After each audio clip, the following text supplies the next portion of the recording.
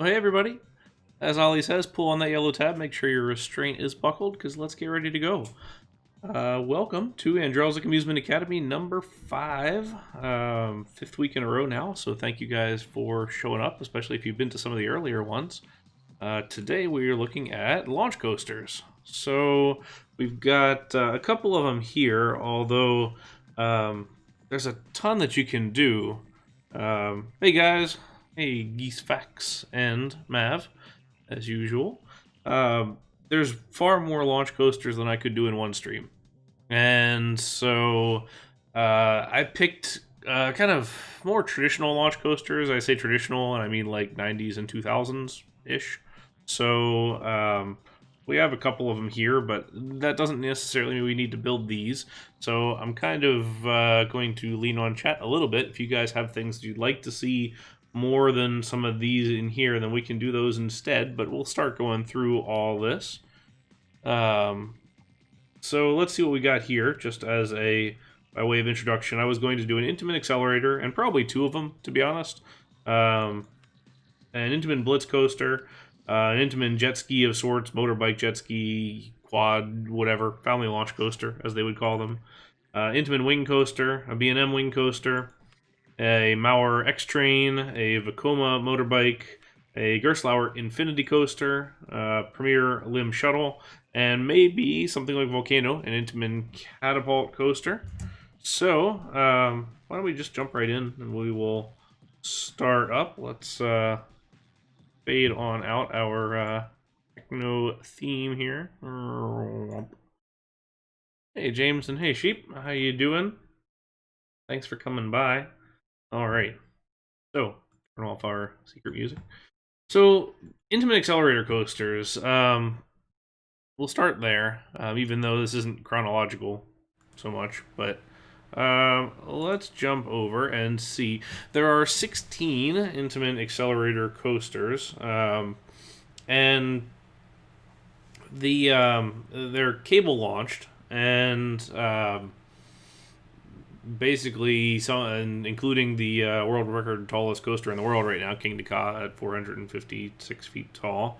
The first one of these was Accelerator at Knott's Berry Farm, which is sort of the test for Top Thrill Dragster, which was at the time the tallest and the fastest coaster in the world. But anyway, it's a cable launch with hydraulics. Intamin's name for this was the Accelerator coaster. So you kind of have two varieties of this. There's Top Hat and stuff, or Top Hat and nothing, like whether like Top Thrill Dragster or Top Hat and Airtime Hill, or there's Top Hat and larger layout. So pretty much all of them start with some kind of a Top Hat element. Not all of them. Desert Race, Formula Rossa, which is the current fastest coaster in the world at 149 miles per hour. Speed Monster and some other ones don't start with that Top Hat, but it is pretty standard fare. So why don't we just start with something like Saturn, for example, which is a pretty straightforward, pretty simple coaster. It's just got a launch and then a hill and an airtime hill, and that's pretty much it. But this is sort of a staple ride in a lot of sort of medium parks of this size. So a couple things. So Saturn is an F, unfortunately. It is gone. But it is supposedly being built again in Russia at the moment. That remains to be seen whether that'll happen or not, which is a shame. But we'll see if it happens, and we'll take a look. Party time. Yes, that was already one that I forgot.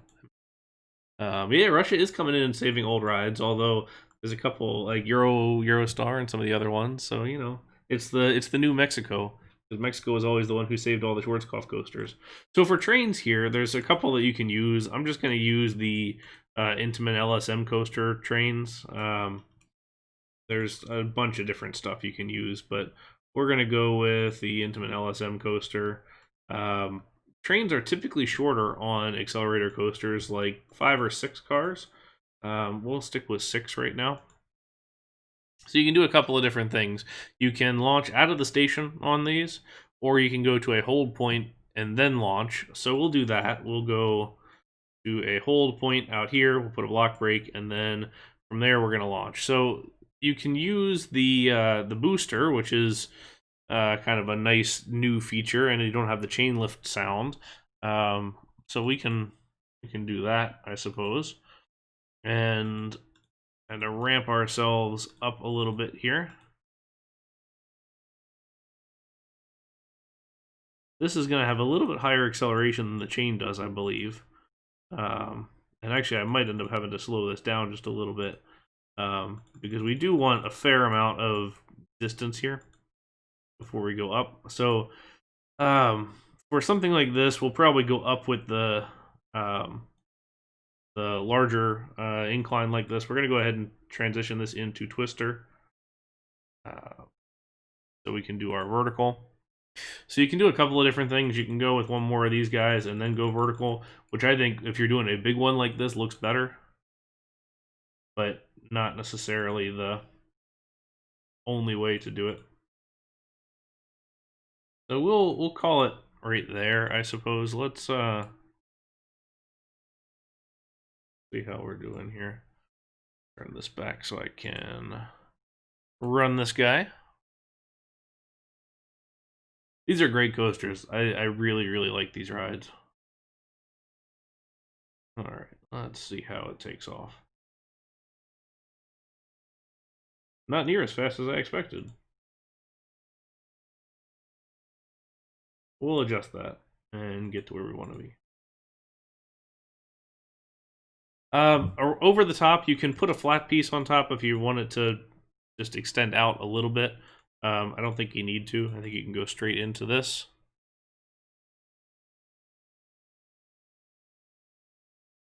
And it is, I think. So we'll take a look. So we can do a couple of different things on this. We can go with a spiral, so we can do 1, 2, 3 and spiral down, but you can see we're almost at the bottom already. So for ones that are this short, we're just going to turn it back and then go down. These kind of coasters and the current restraint type that you would see on a lot of Intamin Accelerator coasters doesn't really allow for inverted up top. Nowadays, with their current restraints, you could do this as an actual inverted top hat, but at the time, that's not something you really see from Intamin, so we're not going to do it here. We will make a pretty kind of large airtime hill here, and then come off of that and put our brakes here. And yeah, I think I will do that where it turn it back to Giga again.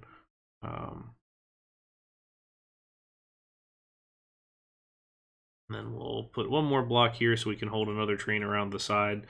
If you want to amp this up as far as capacity goes, for if you're building scenario play or something like that, put another station here, put an entry station and an exit station. You know, Top Thrill's got 5 trains for a coaster that does this without the hill.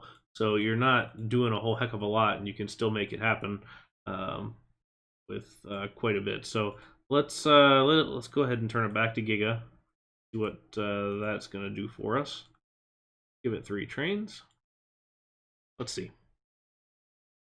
And the nice thing with this, because we're doing 3 trains, is this is going to park here for just a second until we pull this one into the station, and then we pull the next one off of the brake run. Not something you usually have, because there would be a brake run on the hill, but it's kind of a nice little feature there where you get a little bit of hold time and you build that anticipation just a little bit. All right, so let's see how we're doing here. Not close enough. I actually have never really played with the boosters. This is sort of my first time doing this, so we're going to just amp these things up and just do this. I've always just done the chain lift because it's traditional and easiest for me, but let's take a look. Let's see if that does anything. Let's speed it up just a bit. You kind of want that instantaneous acceleration like that. Yeah.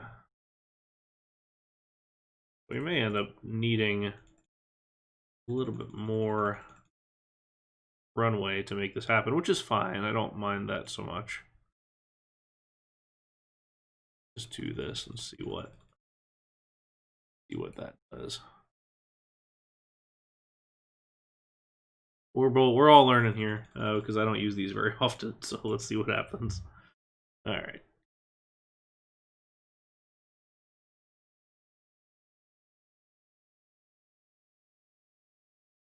There we go. Just barely. Perfect. And if you want to shoestring this and be fancy, you can do a shoestring on the downhill and have the thing slow down, which would be pretty cool, but is a little bit of a pain. Less of a pain when you have something like this, which is a pretty simple ride. But you can see you just barely make it over, which is about right. You maybe go a little bit faster, but it doesn't have to be. So that's something cool there.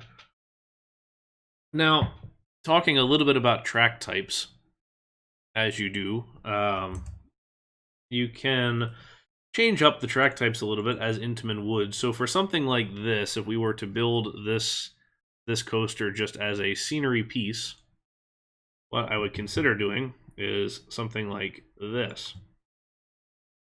So we would go out, and then a lot of this would end up being bi-rail track. But if you go up to here, put a lift, and then put the cable lift hill, and we set this one up. Let me see if we can do a cable lift on boat hire. Nope, we gotta complete the circuit, which is fine. I'll do that. Hey, Lon, how are you doing? Doesn't your ad blocker work on Twitch? Don't block the ads, it gives me money. But so if you go through here and connect up the ride, and then we'll go turn this into continuous circuit mode, stop and test, and then get rid of our trains. So you can see now you have a launch track, which is kind of fancy, and then you can go back through here and delete a bunch of the other stuff. And delete up through here. And now you have a fancy launch track. What you can do is just a scenery element and then overlay your other coaster on top of it. And then in between, you can use the bi-rail track. And you're going to have a much more realistic looking train or ride overall. And do this for kind of all the breaks up until you get to the quad rail portion. So just playing with track types, and you can make the main track invisible if you want, and then just overlay all these other pieces. And then the other part that you can do if you want to play with stuff is get the impulse coaster with the quad rail track, and it's going to set at a different angle. And obviously, you can't do your flat to steep, but you can still do something similar like this, and then turn it. It's going to get glitchy. It's going to get a little bit messy. But it's a decent option if you want to have the realistic quad rail track for all the different things. So that's a kind of simple hypercoaster or accelerator coaster type layout, and we can kind of call that one a day. But it doesn't have to be big like that. You can honestly make it smaller. I am partial to something like Sky Car at Mysterious Island in China, which is a cool park and a fun ride and a pain in the rear to get to. Holy cow. So we're going to just use the chain lift here because it's going to be easier. But let's turn this one to Twister Coaster. We don't need quite as long of a launch track here, but we'll make just a quick little thing here. We'll make it kind of nice and small, but then you can do inversions on it. The nice thing about this kind of ride is it can do pretty much whatever you want. So you can do inversions on it. You can do a lot of interesting elements. Generally doesn't have a huge amount of it doesn't have like a huge amount of element or length, I suppose. Probably, I mean, Formula Rossa is long just because it's big, but something like Storm Runner is sort of your long end of a pretty simple accelerator coaster. So you don't want to go too big. Let's see if we are through here. No. There you go. You can thread the loop like this and then bring it back as a diagonal brake run, which you can always do. Stormrunner is good. It's honestly one of my favorite coasters, but it's such kind of a weird thing. Well, thank you for the bits, Lon. I appreciate that. I'm still learning where the notifications come from. Like, I want to get it to the point where like it'll pop up and be like, "Hey, so and so did bits," but I don't really know how to do all that.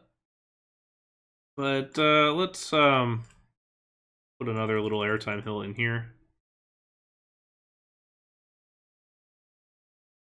All right, most disappointing part. That's a good feeling.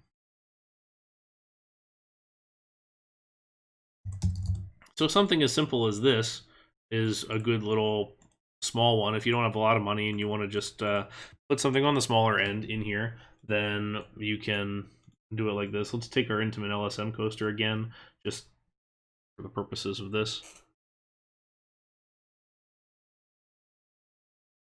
These are short trains, so just for a little bit of reference, let's hop over to RCDB just so that you guys can be aware. We're going to still stay in Asia and look at this one, Skycar. So this is what we're building. It's just a nice little simple accelerator coaster. This one's got the straight and then the curve on the downhill. I curved up and then straight on the downhill, but either way, it's got a loop, then it threads through the loop, and literally that's it. It hits the brakes. It's quick, short, but it's a fun little ride. And the trains are short too, these little 4-person trains. This actually looks like where the on-ride photo guy is literally a guy in a building at the bottom of the top hat who leans out the window and takes your picture with an SLR camera and then tells you the photo.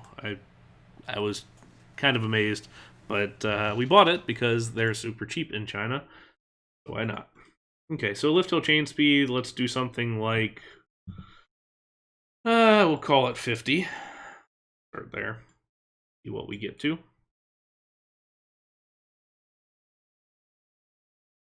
A little slow.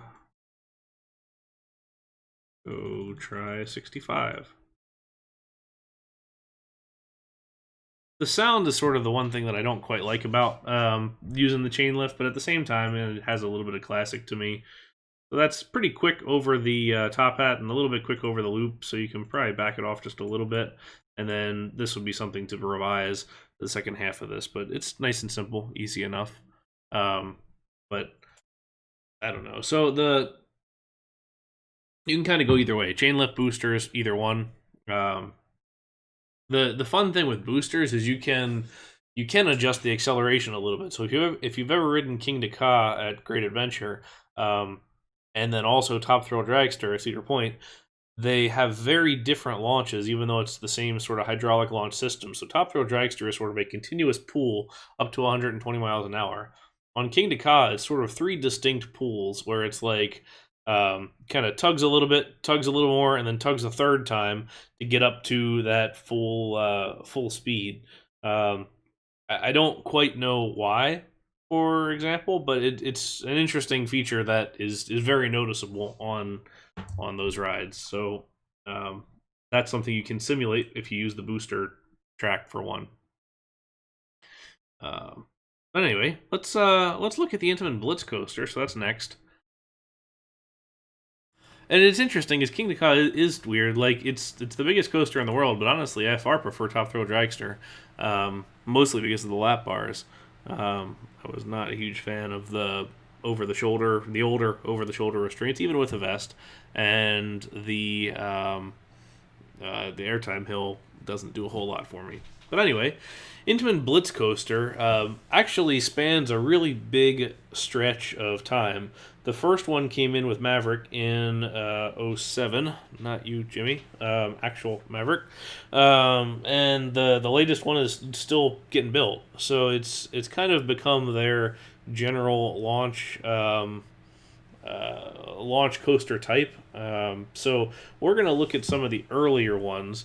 And what's interesting about this is that the Blitz coaster has since replaced the hydraulic launch coaster. So um, it's I mean, something like, say, Pantheon, which is brand new and coming next year. I mean, that's LSM launch, and you look at some of these other ones that would have maybe been um, built with hydraulic launch. So, for example, Red Force at Port Aventura, which is Europe's tallest coaster right now, that one would have, if it was built 10 years before, been a hydraulic launch coaster, but LSM technology for the launch has come a long way, and now we have stuff like these kind of rides, and you can do LSM launches the same way you can do something like Top Thrill Dragster. You're just going to have a little bit slower acceleration. You're not going to get that instantaneous pull, but it's going to be able to do the same thing just as efficiently, actually more efficiently, cheaper, and it's going to be more reliable too. So there's a big reason why they've transitioned into stuff like this. So anyway, Maverick is pretty incredible. It's a good coaster at Cedar Point. Also self duels, which is cool. Here's the roll that they did take out before the ride actually opened to the public. But it's a cool ride. Does a lot of neat stuff. So we're either going to build on this one, or we're going to build something like Ice Speed. Ice Speed is Mirabilandia's. Also the debut of using Intamin box rail or box supports instead of the column supports. A little bit cheaper to build. Looks a little strange. But anyway, so this is another cool one that's sort of like, I think, could have very easily become an accelerator coaster, but has a lot more layout to it. Morning, Universal.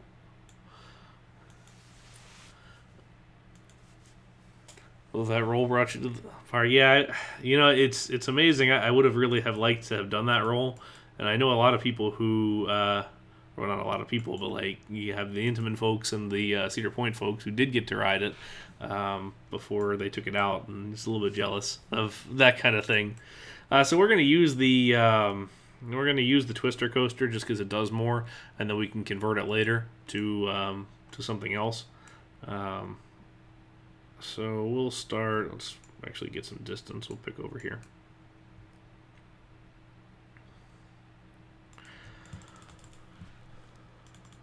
So again, we're going to use the LSM train. Typically, all of these rides have shorter trains. Longer train is heavier and takes a lot to. Oh, shoot. I don't believe it's actually a trim on top of Velocicoaster. I believe it's actually just an anti-rollback LSM fin.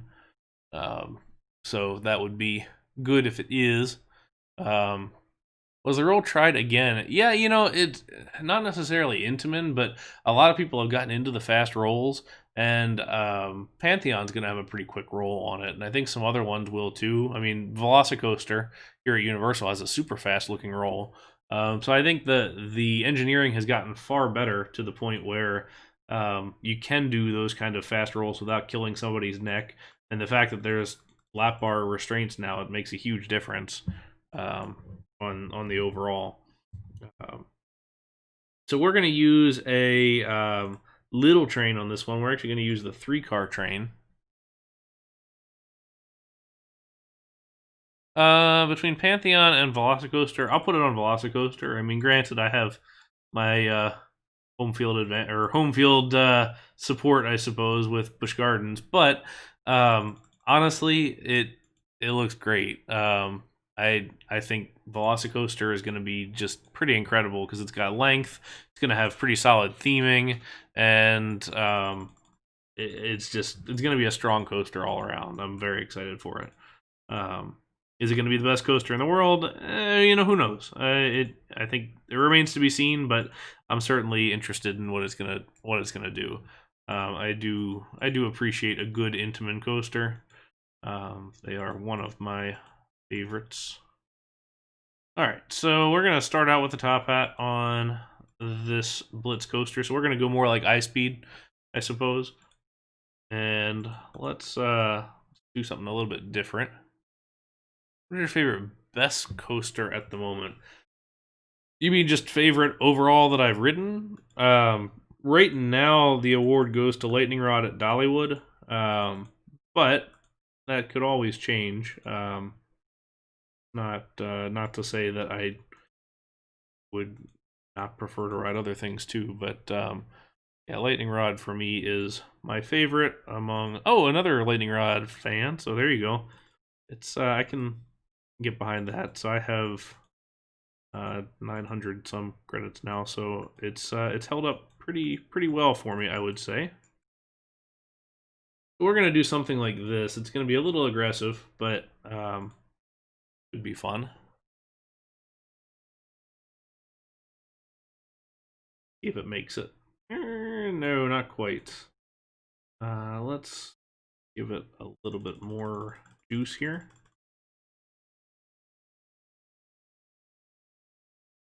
Oh, we can't go that. Let's. All right, so we'll change that to Giga Coaster, and then at the moment we will. It's weird that they launch at different speeds, but or accelerations, I suppose. Ooh, see, that's way too fast. This is honestly why I use chain more than anything, because it doesn't really have the same impact. So let's just go ahead and switch this to chain real quick. And then we can dial it in later. No, I'm building an Intamin Blitz coaster, but good eye for the call out on Vekoma. This top hat and the way that it wraps around is real similar to the Vekoma Firestorm, which there's two going in right now, one in China and one in Vietnam, which the Vietnam one's further along and is probably going to open first, but has this sort of cool wraparound deal, which is pretty neat. I mean, the Firestorm looks good. I know it's a little bit slow or it's a little bit old as far as Vekoma's layout generation is going right now, but it looks great. There we go, just enough. And we'll get some good airtime in here. I mean, Intamins are known for their ejector airtime, so we're gonna have all that. Yeah, the Chinese one has incredible rock work going up, although it's been, how many years now? 3, 4 years, and it's honestly hard to see a difference. I saw a picture the other day, and the rock work is well above the top hat now. Like, on the real thing, the rock work is probably here now, and it's pretty incredible, just the amount of structure they've got for that whole thing. All right, so we're gonna do our little top hat that will wrap into something else here.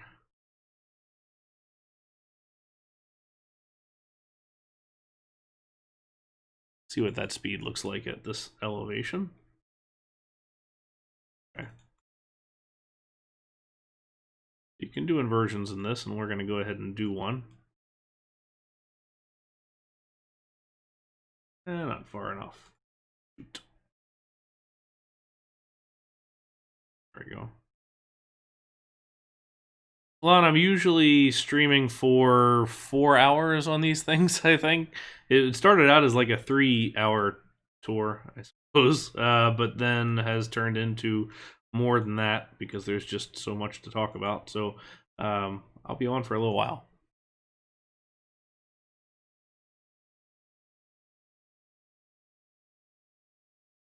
Little while. Okay. And we'll kind of extend this hill a little bit. We could actually roll this. And then you get this cool roll across the front side here. Let's do a roll.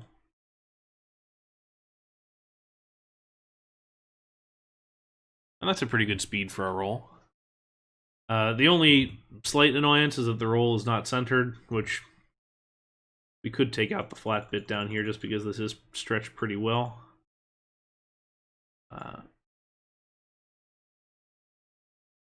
And that'll give us a little bit more there, but something neat.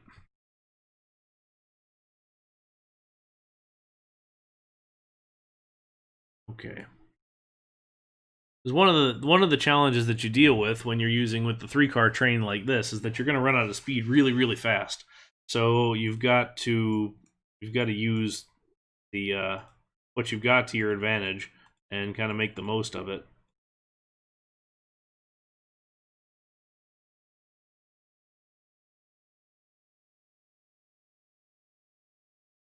We'll do a quick little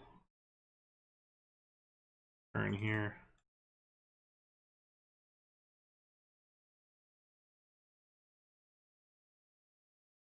Go under the launch. What do you think is the best blitz currently in operation? Good question. I like the iSpeed layout. I think if you're gonna count Terran as here, let's jump over real quick just to look at these. So if we count these as Blitz coaster layouts, I would probably say Terran has got it. Taiga looks good to me, but probably not to the same level as Terran, just because it doesn't have the theming. The sleeper hit for me is Neveskison, which just the way that it works across a cliffside here is just really, really cool. So it's got this great, like, longer drop than the climb.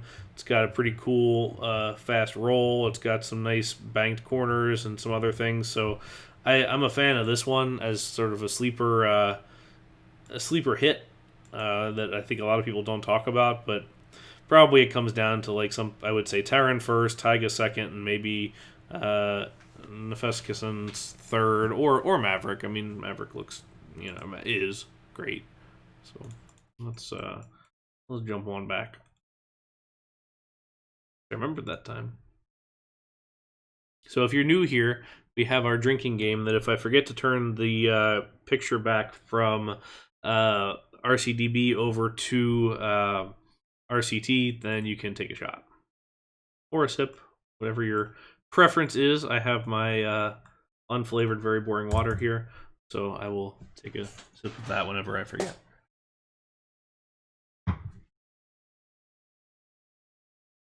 It's fine. 11:30 a.m. It's a Saturday. You can start whenever. Morning beer. Good. Shots. So I kind of don't like just going right directly underneath. So what we're gonna do is kind of hop across and do something like this. Don't bring anything too heavy. With the amount of times that I screw this up, you're gonna be feeling it after a little while, or your liver will be.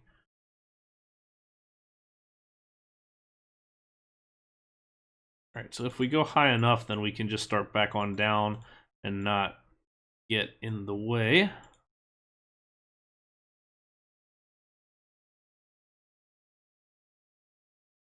Yeah, although I don't think you guys want me drunk by the end of... Well, maybe you do. I shouldn't say that. I'm gonna regret that if I say it otherwise. Going to regret that. All right, so let's see how the pacing is here, because we are slowing down, really slowing down. And honestly, with the speed that we're going, I probably would come in here and adjust the pacing a little bit, just because the train's a little bit small. We don't need to necessarily go super small, but as an example, so you can kind of see here where we're at 35 miles per hour. Let's see what we're hitting at that last corner before we go off. We're at 29 through that one, and then we are at 21:20 through that one. Let's see what the difference is if you up this to 6, sort of, which is not it's not unheard of. Bit. You could certainly do that. I mean, obviously Terran does, or Terran's what 4, and some of these other ones are at similar levels. So let's see what this one does speed-wise. It should hold overall the speed better. You're getting some huge speed across that. The only challenge here is that all of this now becomes almost too fast. Like, you're getting 45 through that roll, which is all right. I mean, you can do that as a roll. 42 through here and 36 through there. So that's the difference that vehicles make. So let's go with 4 and see if that makes a difference. And we're going to keep layout building, and then we'll kind of choose what we want to do from there. We're going to do a little bit, and it probably will with peeps. The problem is that I don't like to rely on peeps for ride speed, but what I don't want to do is make it so slow that the peeps make it look, you know, just barely regular speed.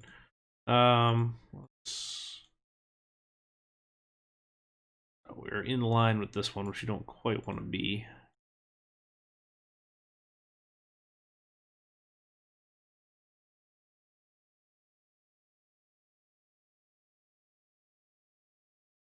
But we will wrap to one of these guys where we wrap around a helix and then head ourselves into another roll. So the iSpeed originally, if you look at the old concept art for it, had another inversion that was taken out before it was finished, or before it was built. So there's the potential for a little bit more in there. That's too slow though, far too slow. But let's go ahead and put our brakes in here. There's no mid-course in here, so we're only going to run a couple of trains, and a couple by meaning 2.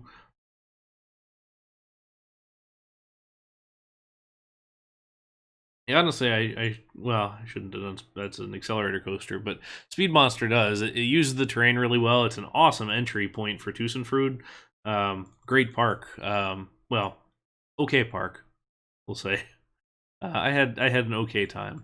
I would have liked to have ridden the wooden coaster, despite how bad everybody says it is, but it was down when I was there, so no luck on that.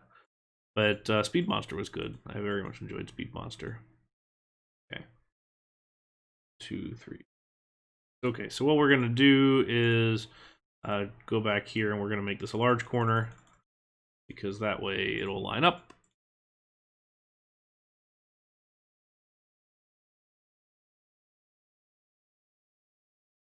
And put another set of block brakes just to clear it sooner.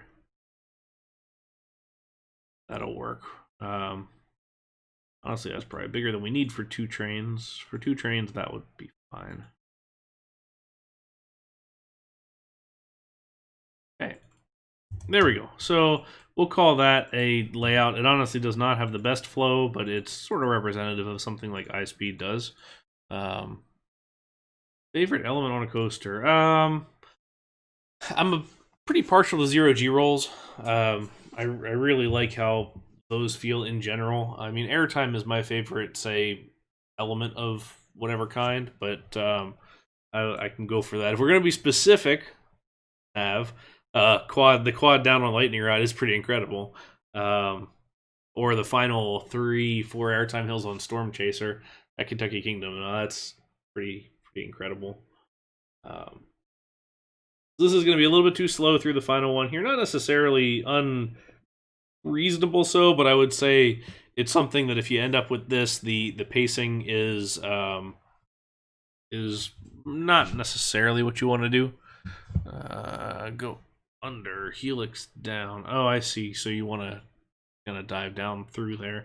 Yeah, so we could do something similar to that, and then you'd use the Giga Coaster track. So what I would probably do is just make the ride invisible and then just build a full fake track underneath of it, and then turn it into Giga Coaster.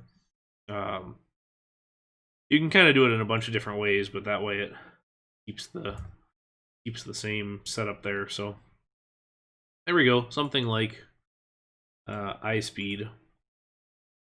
So next we've got the Intamin Jet Ski. So let's jump back and take a look at this. So this takes a lot of different forms. The like a model name for this is the Family Launch Coaster. So this one can be a couple of different things. I will do Premiere. Right now it's sort of towards the end. I just kind of tossed it in there. I tossed these in random order. I know before we've been going through sort of the chronology of how these developed, but since we're pulling from a bunch of different sources here, I just kind of threw them in as I thought about them. So Premiere's at the end. We're probably going to do a one of their older limb shuttles, like Speed the Ride or Mr. Freeze. There's been a ton of people who have done the bowls, and I don't want to just take on a bowl live on stream because that would take a while to do properly. And enough people have done it, like Swag and some of these other guys that Tim, if he's here, and they've done a very nice job for it. So, yeah, so we'll do that for sure. And then I do want to come back with another stream here at some point and do modern launch coasters. So things like Lightning Rod, for example, or the Vekoma modern launch coasters, which Belgian guy, I know you were looking for that. And then also more modern Intamins and that kind of thing. So, yeah. But yeah, I am a fan of the early premieres with the lap bars, mind you, not with the other ones. So let's take a look at these guys. So the first one of these from Intamin was Mick Duhan's Moto Coaster. We're going to entirely ignore that one because it's terrible. So we're going to click on Jet Coaster. Yeah, absolutely. If you can get a link of your thing, Tim, post it in chat. Because it's a good design and a really great example of A, how to build a Premier Limb Bowl, and B, how to do the support work nicely. And C, the palette is cool. I like the blue that you have. So the second one of these opened in Australia, as did the first ones. This was themed to jet skis. Here, Exhibit A. Yeah, check out Warlock. It's a great design. And the idea is you kind of straddle across. So you kind of see these called Straddle Coaster as another name, which is correct also. So you kind of straddle the seat, pull the lap bar down, kind of sit more upright. So it's not like the Vekoma motor coaster where the restraint hits you on your back. But this guy is quick. It's got 2 launches, low to the ground, all the way around, and just looks pretty nice overall. So this got expanded, and it can go in quite a larger amount. So this is Jewel at De Jures Summerland in Norway, Denmark, and then Yukon Quad at La Pale in France. This one gives a little better indication of how big this thing is. 2 launches, a lot of layout, does a bunch of stuff. SeaWorld got in on the action at SeaWorld San Antonio. Good timing there with your comment. So this is Wavebreaker the Rescue Coaster. Also 2 launches. So here's here we go. So this has a lot of low-to-the-ground corners except for a couple of these initial ones. All of these are tire-launched coasters. So why are they tire launched versus LSMs? A, the speed is usually low enough because these are family rides that you don't need the tire launch. B, these types of trains cannot or are not physically able to hold the LSM equipment underneath of it because there just isn't space for it. They'd have to completely redesign the train to hold the LSM magnet equipment to be able to launch them that way. And C, it's just way cheaper. Like, tires are way, way, way cheaper to do across a bunch of these. So we're going to do something like one of these guys, perhaps. Nobody has yet to build a jet ski one as far as I'm aware, so we're going to use the Vekoma motorbike launch coaster that Space K made. Hopefully somebody will make a quad bike one or jet ski one at some point. Hint, hint, if there's any object makers out there. We are going to use the mini coaster track because pretty much all of these are done with the bi-rail track. So we're gonna go with that number 1. Okay. So we're gonna keep it pretty close to the ground to start. We're gonna keep it actually 1 off the ground. As far as size goes, you're generally gonna go with an 8-car train, which is kind of big, but it's gonna carry speed well. All right, let's see here. Where is it? I find it hard when you have a bunch of the names here to find it in the system, because sometimes the creator puts their name in front of it, sometimes they put the manufacturer. It's sort of all over the place. So let's get our station size right, which is about there. Yeah. Okay. So we are going to go, actually, do this. The Wavebreaker has a little pre-show thing. We'll build ours up at 4. 2, 3, 4.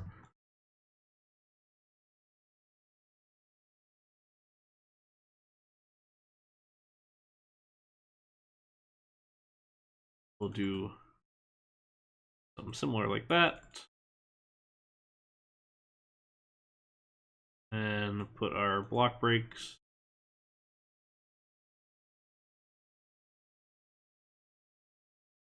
Brakes. Let's change this back to a circuit so we can use our ghost train. We might actually need another one here.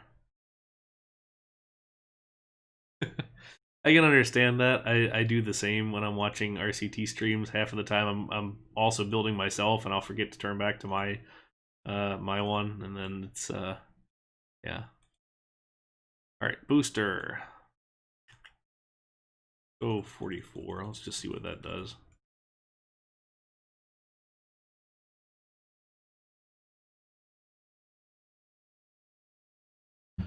So one of the things you consider when you build launch coasters, and this kind of applies to any launch coaster with good design. Not to say that it's not a good design if you don't have it, but one of the considerations is your first hill should generally be the tallest, and if basically should be such that you have 2 situations if your launch fails. Either your launch fails and it doesn't make it over this hill, and then it's going to valley back down on the launch track, and then you can reset it, or it makes it over that hill, and there's just enough speed over that hill that it can make it through the entire course. So basically what I'm saying is you shouldn't come in here and have, you know, a little tiny hill like this, and then, you know, big hill like this, because let's say your coaster gets just enough speed to get over this one, but not to get over this one because the launch failed mid-launch, and then it valleys here. That's a tough one to recover. You can do it. It just takes a lot longer rather than something that maintenance can do, you know, right there while you're sitting.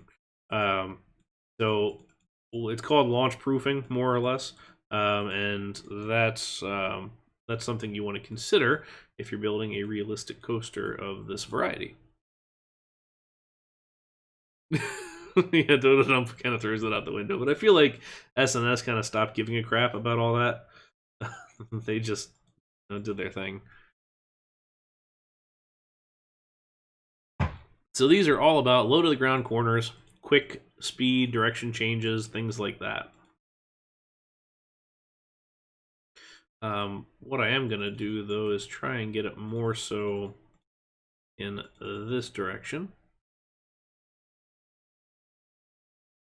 Yeah, Furious Baco doesn't really have that. It's one of those where it's pretty rare that you get a drop right after the launch. Furious Baco is an oddball ride, which is fair because it's an Intamin, but it's a very strange overall design, I would say. So with these, you aren't supposed to, well, I shouldn't say aren't supposed to. You don't have airtime on these because the restraints can't really take that. So as far as like negative G type airtime, so you're not going to get a whole lot of you're not going to get strong airtime on a coaster like this. You might get a little bit of float, but that's as far as you can go.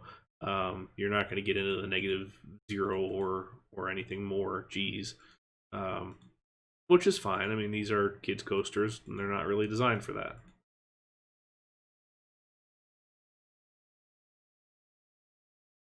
Just a little bit low to get under there. I kind of don't like having the flat bit there, but it also lets us jump the track here, cross over, then we can do a something else.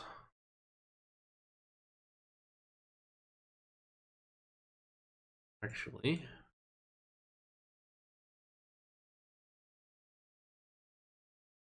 keep this low to the ground.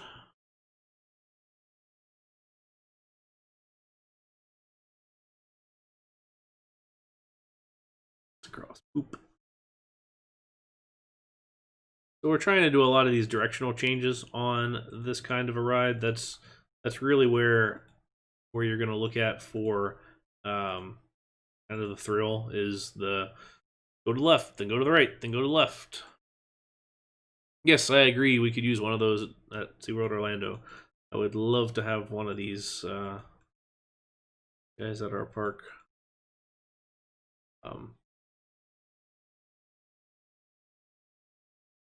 We're going to bring this all the way down, I think. Oh.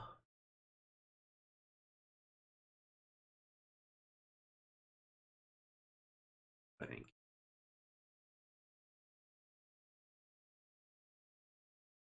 So this is going to give us the ability to have a second launch.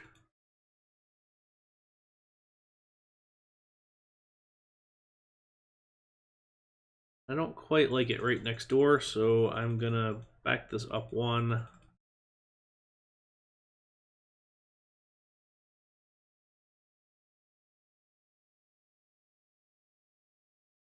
I'm gonna ignore that.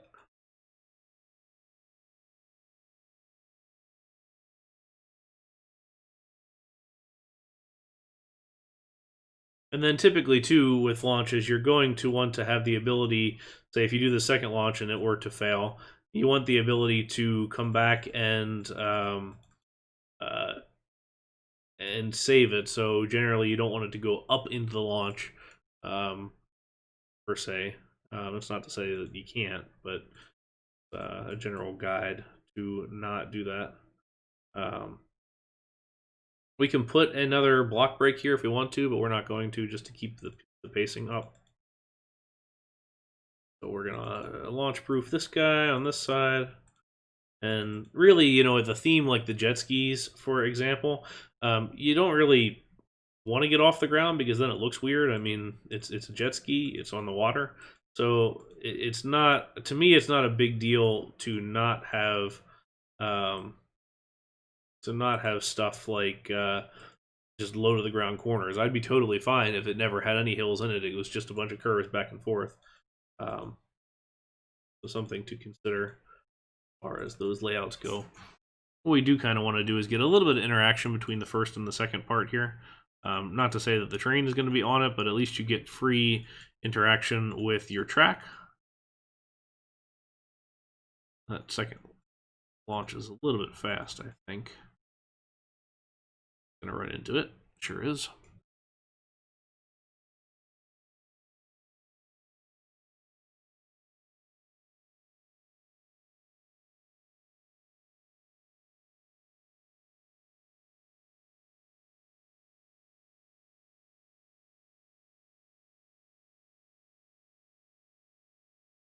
We can go over our launch potentially, or just do this. That's gonna need to slow down. That's way too fast. Let's call it 44.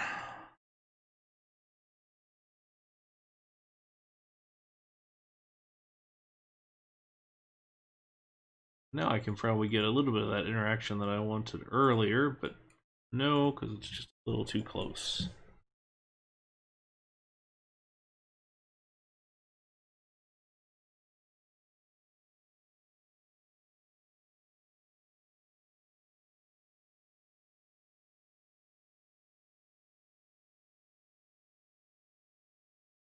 What I'm trying to avoid is being just a little bit too symmetrical. So you look at this first one here and you go up, that has that hill and then a flat corner or a flat diagonal, and then you drop again. I'm doing the same thing here, which is not quite my favorite. I prefer to have a little bit of variety there. So that's why I'm going to do this.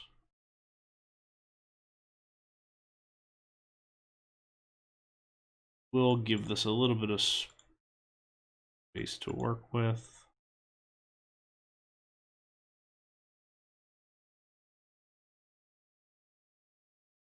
Really trying to do is get this interaction through here.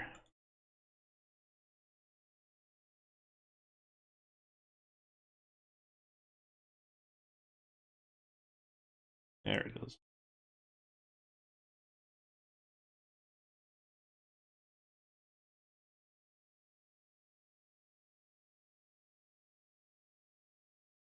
So we could just turn this into some kind of a trench here.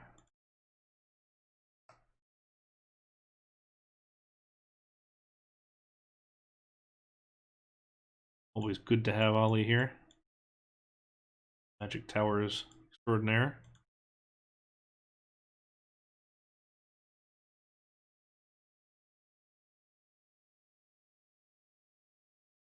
Don't be afraid if your terrain is not quite where you want it to be, make it yourself. There's nothing wrong with doing a little bit of terrain work in order to get your desired outcome.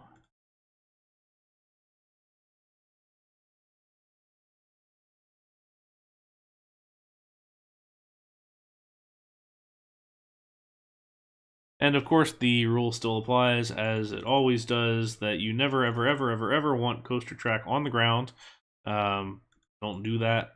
There's no reason that it would be. So all these, of course, these trenches and everything, once you get through the overall design, you'd go through and then make it 1 or 2 or more, just so you can get a footer and a support underneath. Got that lurk going on. Nothing wrong with the lurk. Let's try and get this thing finished.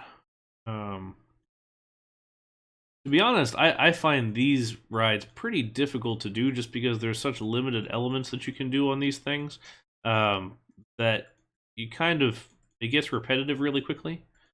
So you have to really kind of watch what you're doing just to make sure that you can get something interesting.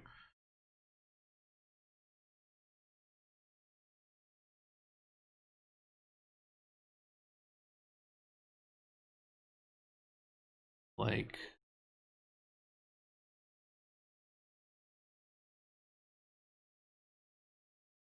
yeah, so the I don't quite know how that works. So the arcade points is what or arcade tokens is what I named them when I got Twitch affiliate, just so that it was sort of themed.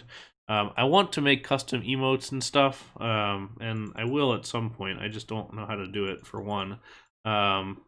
But be able to do I don't know, custom stuff and actually have a point for subscribing. So like you can subscribe now, either subscribe it with payment or with Amazon Prime, and you can get, you know, it's just a monthly thing. But I want to make a use of that, and I don't know when I dragged this over. By the way, I'm gonna fix that. Yeah. Fix this one more time. There we go. Oh. How long was it like that? Certainly wasn't paying attention.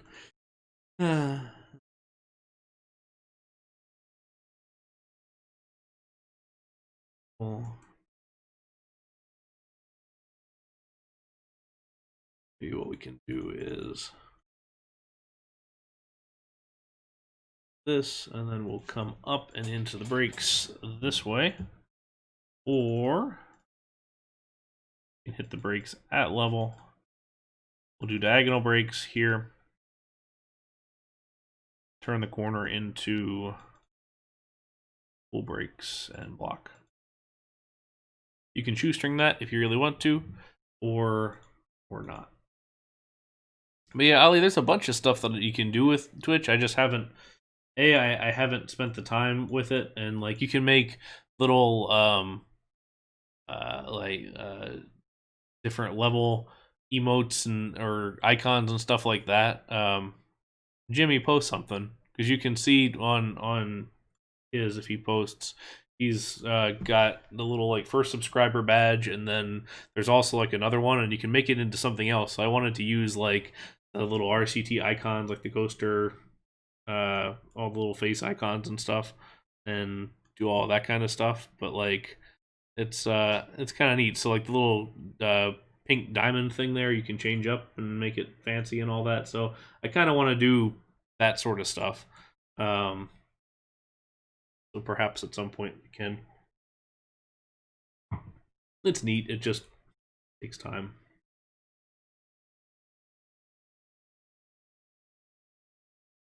All right, so let's take a look at this coaster. A little bit slow here.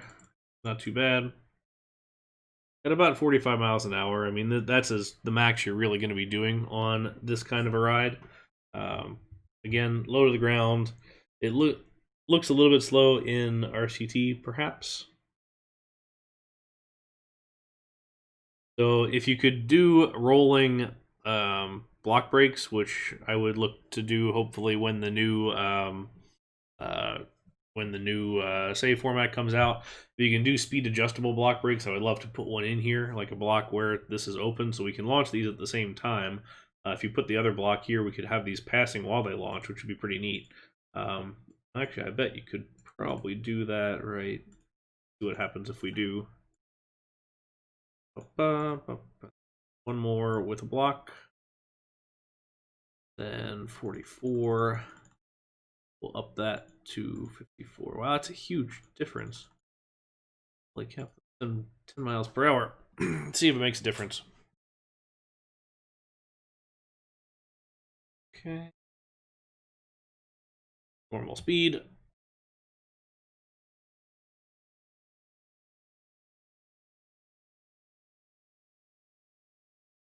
That's a little bit slow. I mean, you can certainly adjust that to make it work better. Playing with block breaks is a really great way to mess with timings and stuff. You can do some really cool things, especially if you build something like Maverick. As far as Blitz Coaster goes, with that one, if the real ride is dispatched at the proper time, the whole thing will self-duel, and it's super cool. Great design. And really, to me, when people build a Maverick style coaster in the game, that's what I'm looking for, is that next level of consideration as far as layout goes. All right, so next one up is the Intamin Wing Coaster, of which there is only one of this kind. We have the kind of top rider wing coaster like Sky Rush and Flying Aces at Ferrari World in Dubai, or Abu Dhabi, but this is the only full wing coaster. It was the first one. Intamin made this one and no others. B&M has since kind of taken over as far as the wing coaster king, which we'll look at one of those here in a minute. They've only built one launched one also. The doesn't often get the best reputation as far as comfort goes, but it's one of those that people forget about just how fast it is. 83.9 miles an hour. It is one of the fastest coasters in the world. It is also one of the highest accelerations in the world. It's quick. It doesn't do terribly much, though. It's pretty much a figure eight. There's a little hill here and there. I encourage you to watch a POV video of it just because it's interesting. But there's not too much to it.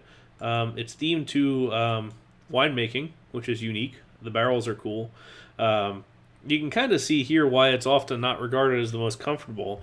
You see how the seats are mounted on this just I-beam that goes across and sits on top of the chassis. And you can see it's right over top of the wheels.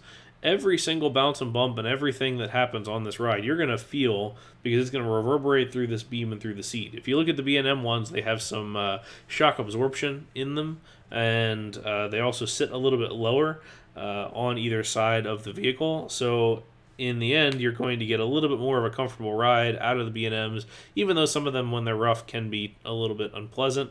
But as far as this one goes, it can be really unpleasant. So we are going to use the custom ride called Parkitect Skyrider. Now I know Sheep, if he's still here, we were talking about this a little bit earlier in Discord. This has nothing to do with Parkitect, the game. I think this must have been a user called Parkitect. I don't remember if there was one. This is a while ago. But the uh, uh, the custom vehicle is really based on the Intamin wing coaster. So called Parkitect Skyrider. This was sort of one of the early custom trains of this variety. So let's go after it. Okay. Now the real one here uses a bit of terrain. So 6-car train. Get our here. Get where this one was. Skyrider. So back before it was as easy to change change ride types and tracks and everything, these would be offered as 3 different DAT files for 3 different types of track. So you can see the JA Giga Looping Train, the thin model. There's 3 here, and there's 3 Parkitect Skyriders. So one of these would be like B&M, one of them would be the Giga Coaster track, and one of them would be like the Mini Coaster track, for example, just because it was so much easier to do that since you didn't really have that opportunity with a lot of the other things. Let's give ourselves a little show building here. Curious Baco does have a nice little show scene in the beginning before the door opens and it launches. That's what we're going to do, is put that block brake in there, change it back to this so we can test. And let's use that booster again. Let's go to 90. See if we can, how close we get at this length of launch track. We get to like 83, which is about right. So the real thing has this dip right after the drop, so we're not going to do that. We're going to go up a little bit, and then we're going to do a dip down.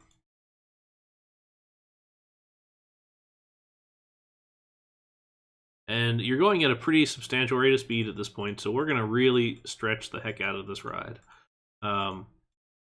The only times that I'm going to put spacing between my helix pieces is on something like this or on an Intamin Mega Coaster. If you caught any of that stream, I mean, it's just cruising really, really fast. And honestly, we may back off the speed just a little bit, just because in the same way that heights don't scale properly in RCT, neither does speed. It looks too crazy fast. Like, you can kind of see where you're not really getting any bit of slowdown as far as all of that goes.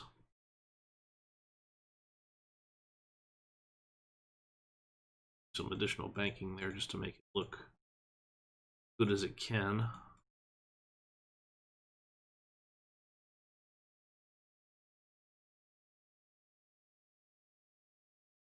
There's not a lot to this layout. It's honestly more, I want to say theming, but it's really not, because it doesn't really have a lot of theming. But more theming than anything.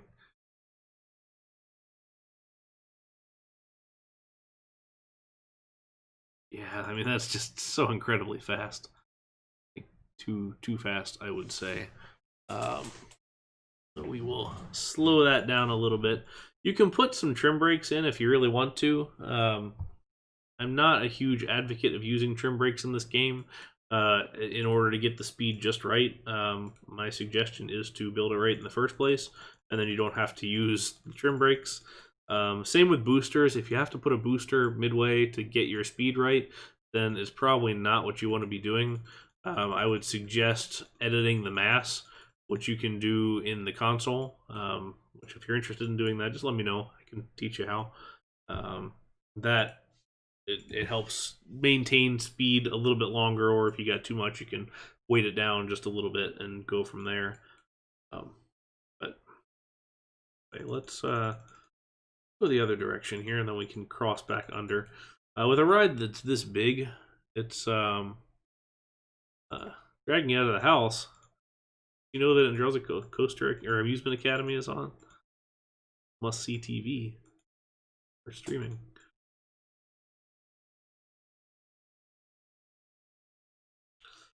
Very disappointing.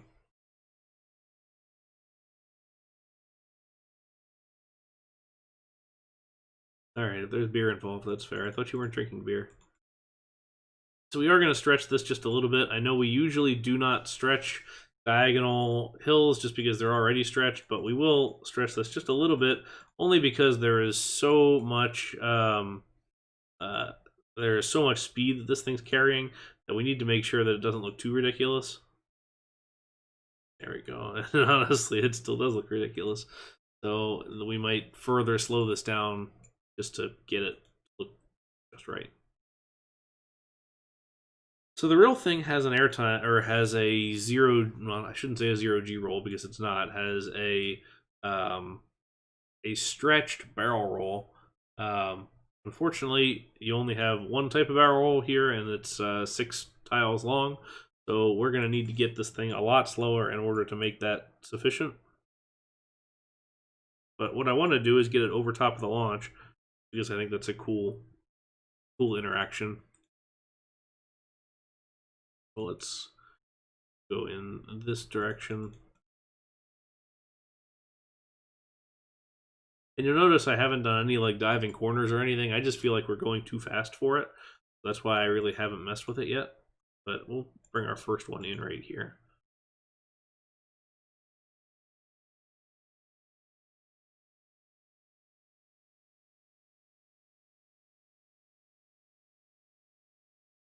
We kind of want this to be, which jump over to Twister real quick. Put our barrel roll in here. We want it to be either on the 3rd square or the 4th tile or the 4th tile. So we'll go there. And let's go back to Giga Coaster here.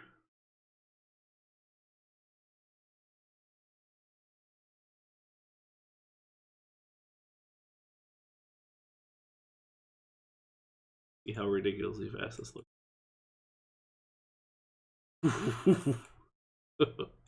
Can you imagine the whiplash there? Yeah, we're gonna need to slow this down pretty substantially still. But at the same time, this ride is almost done because we've put a fair bit of length in there. Not, huge, but it's enough that I think we're nearly where we want to be. Let's go ahead and get our block brakes in there. Disappointingly, the brakes on the Giga Coaster stock train in the game are set up like the old Intamin Mega and Intamin Giga Coasters, like Millennium Force or the early Supermans, on the sides like this. They're not on the track itself. Hopefully, when we get that new save format, we'll be able to do a little bit of adjustment there, and somebody can make some custom pieces, because it looks a little bit weird, because these are not kind of the proper ones. That's half the reason why you use the bi-rail track, like this, because then you can get in here and put brakes that actually are pinch brakes, which look a little bit better than if you're doing it just like this.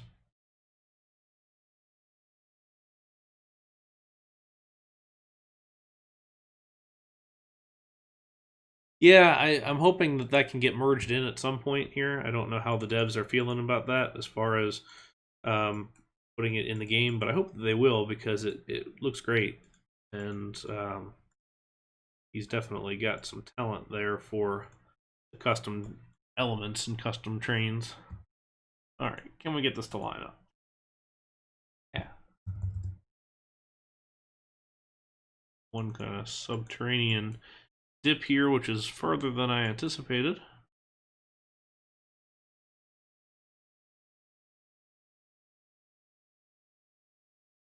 So we can do that. I don't quite like the look of that, so we may adjust that later.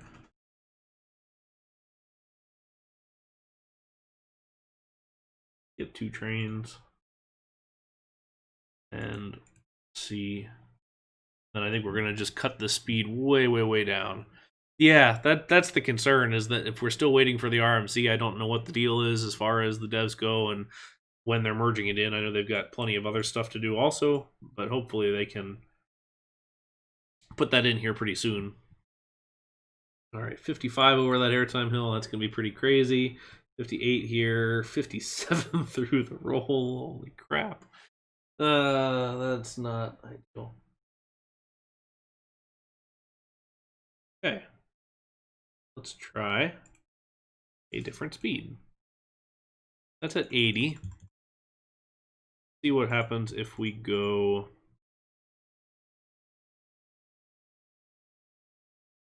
62.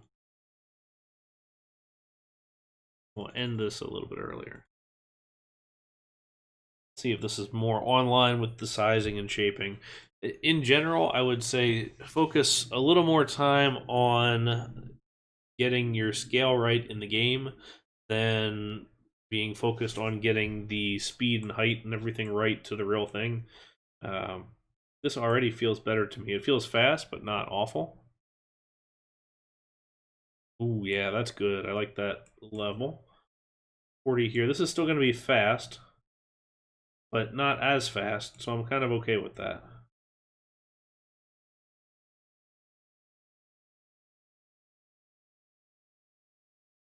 Well, and that's the thing, Ollie, is it considered tainting or is it not? I mean, for me, it's not, but if you're playing, original vanilla game and this is now something that comes with, we call it, I mean, I say vanilla, but base or open RCT, is it really tainted? I mean, does it matter? To me, it doesn't, but for the people who do play in different ways, that may be a deal breaker for them. So I've got no issues with custom scenery, but you can't implement that with custom scenery. So, yeah, that's the thing. To me, it doesn't make a difference. I would just as soon see the thing and get it tomorrow, but not everybody feels quite the same way. All right, so there's our Furious Baco type ride. Not too bad. Kind of follows a similar type layout as a big figure eight that's got a roll in it and everything else. We have a couple of extra crossovers, which is nice. Okay. So now let's look at the B&M Wing Coaster. Then we will pause for a break here in a minute. We usually pause around the hour-and-a-half point. But let's go back. Okay. Enter Thunderbird 2015 is how long it took for B&M to do a launch coaster. Now, if you've ridden Incredible Hulk at Universal, you might be confused, but that was not a launch by B&M. B&M built everything else except for the launch, and that was a separate company that was brought in through Universal to finish the launch and make that ride. This Thunderbird was the first launch coaster by B&M using their LSM launch technology. They had been working on this for quite a while, and they actually had this available. And it's just the matter of it was too expensive, so nobody really wanted to go for that world's first purchase when you could probably get an Intamin launch coaster for cheaper, or any number of other rides also. But Little Holiday World in Indiana decided that they were going to get in on the action, this being their first adult steel coaster, and they made a pretty good ride. Honestly, that's my favorite wing coaster that I've done among 5. It's not huge, but still something. Pretty neat looking little layout. Through the trees, through this barn that it goes through twice. Great looking ride. I would love to ride I would love to see more of these get built. Look at that in the snow. It's beautiful. I think I had that as my background for a little while. So here's the layout of it, so you can see. You've got the 60-mile-an-hour launch through the big Immelman, a loop, and then you've got the sort of two incline, like overbank horseshoe type elements, a 0G roll, an S curve. You get that fly through, and then the very long stretched out inline twist, which would be another one of those custom elements I would love to see in the game later, like an inline twist that takes, say, 10 tiles instead of 6. For example, just to stretch it a little bit. I think that could be a cool addition. But great looking layout. a lot of fun, good ride overall. Highly recommended. If you ever get a chance to ride this or get to Holiday World, go do it. I mean, for this, for Voyage, for all of their other wooden coasters. It is a hidden gem of a park just because it's a pain in the rear to get to. Santa Claus, Indiana is not close to anything. So, whenever you get a chance, go check it out. Alright, so let's check this out. So, 4 reasons, yes, and the 5th reason is their water park is amazing. They have a really, really incredible water park.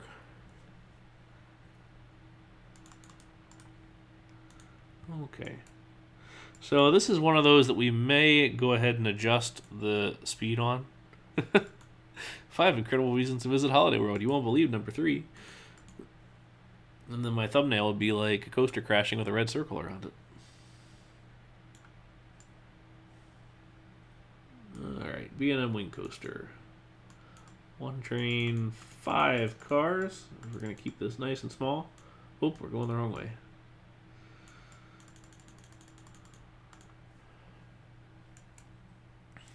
Does anybody know offhand? Because I'm going to screw with the mass on this.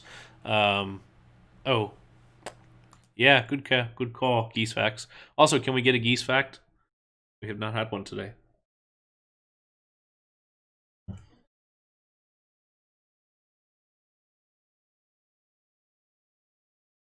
Right.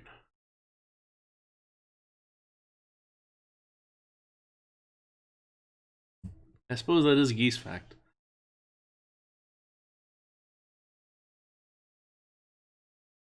I appreciate that you put sometimes. Just not all the time, just sometimes. Alright, we're going to pick longest geese migration is around 1,000 miles. Thanks. I do appreciate the Geese Fact time. Alright. With our Holiday World colors. There was a question further up that I totally missed.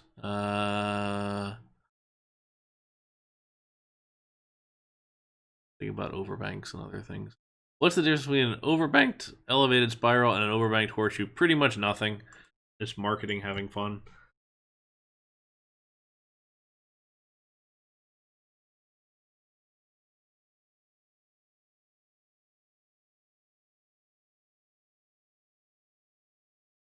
It is true, they can be aggressive. So one of the things that we're going to have to adjust here probably is the mass of this ride, because for some reason the B&M Wing Coaster is a little bit shy as far as the overall pacing goes in this game. I don't know if anybody knows offhand, and put it in the chat if you've got it, what the base mass is if you're adjusting mass, because I don't do it very often, so I actually don't know what it is. So if you've got that, let me know. So we might play around with the mass a little bit and adjust that. Let's see here, because we're just barely there.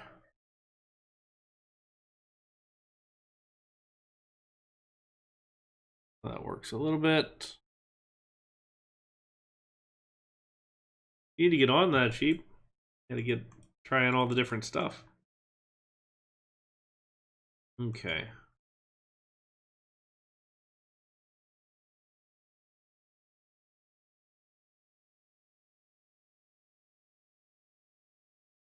Do our horseshoe element of sorts.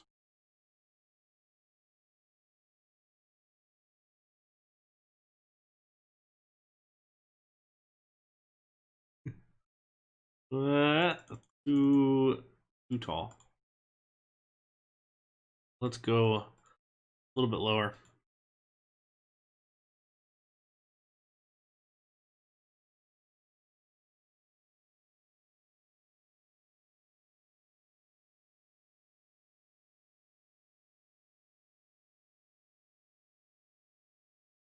We'll figure out a way to get around this station here at some point.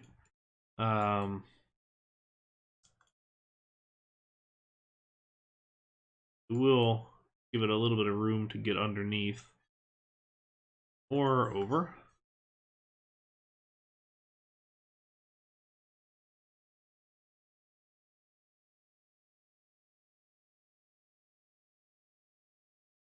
Flip the horseshoe. Could do.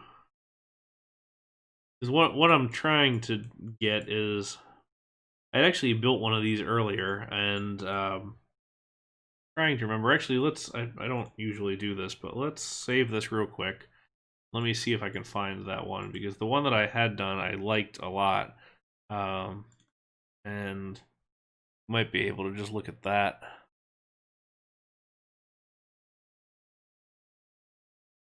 Let's in here. May not have been.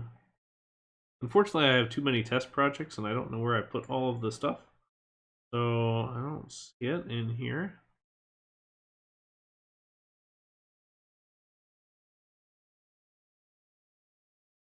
Check a couple other ones here real quick, and then we can see.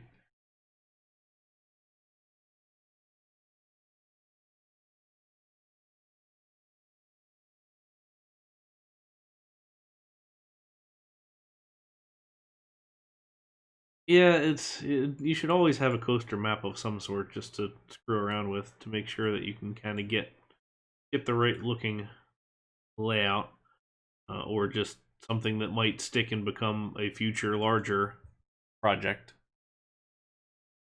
I've got about 7 of these maps, and I really need to adjust sometime and just bring them all over to a couple of different maps.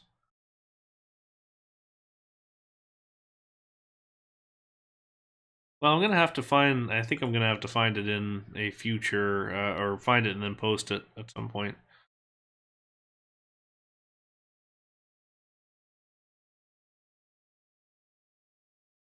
Like one more here. Nope. We're gonna be off to do our own thing. All right, let's take a look.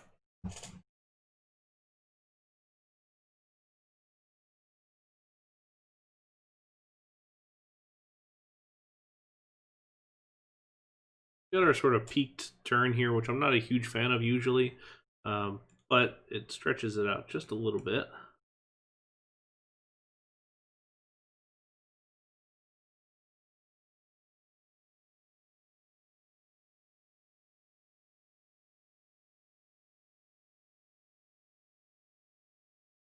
Let's see if this is on flat surface. That's just a little too close. We can always, what we can do is just push the loop in the other direction.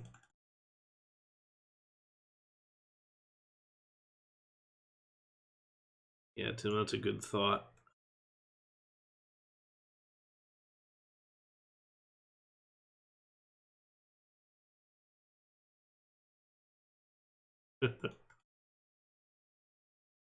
We're just one, I think, aren't we? Looks 1, 2, 3, 4. There you go. Send it. We'll send. Okay. Recreate that little bit here.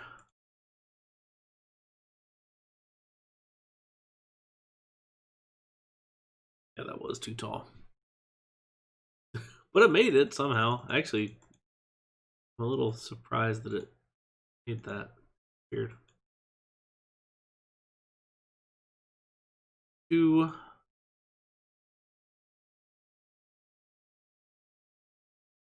Clearly, I was a little bit too high on that one. But right. This for a 0G roll. But one of the things that is something to make sure you try and avoid as you're doing 0G rolls, especially, is make sure that they're fast. They should be, a little bit speedy. This is actually a little bit slow here, because I was going to do the large radius corner up into the flat, but I decided to go ahead and stop with that one here. Let's consider different elements here.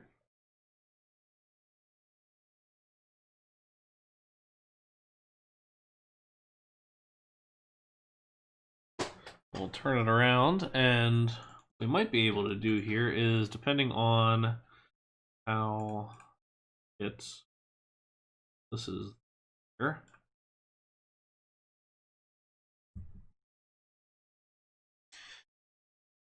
Because this pacing sucks so much on this ride, we might be able to do another roll back, kind of like we would have at Cedar Point's Gatekeeper.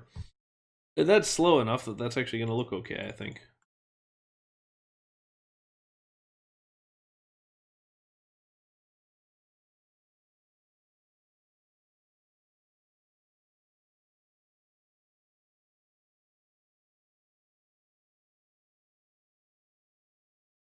And then it's getting just a little bit into weeds here, because I'd really love to be able to come through and wrap around this one.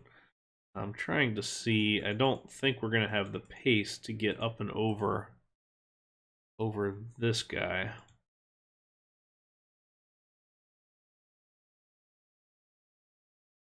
See?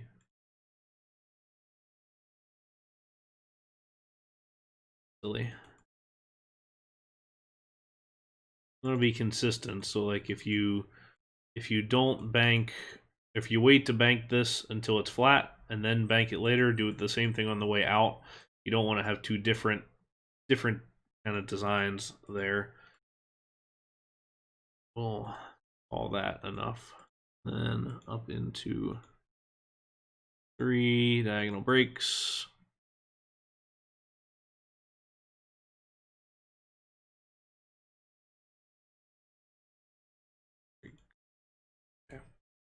Yeah, that's the problem with this, is that it loses speed real fast. So this is not a bad layout, I would say. Certainly could be better, but we have our neat little crossover here. I think what I would try and do potentially, if we wanted to keep this as this big kind of iconic thing, is maybe move, do a little bit of adjustment here to get the station out of here and then slide the whole thing over. Like a dive coaster, but worse.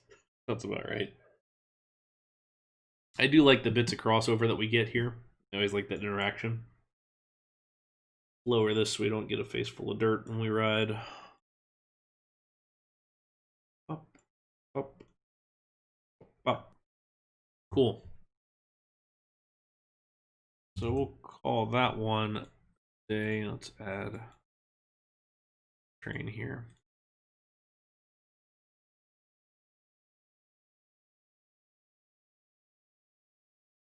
Oh, great, why not? Okay. Let me save this real quick, and then we can look at the massing, because I do want to check that a little bit. So let's, for example, take a look at this as far as, are we not testing? Broken?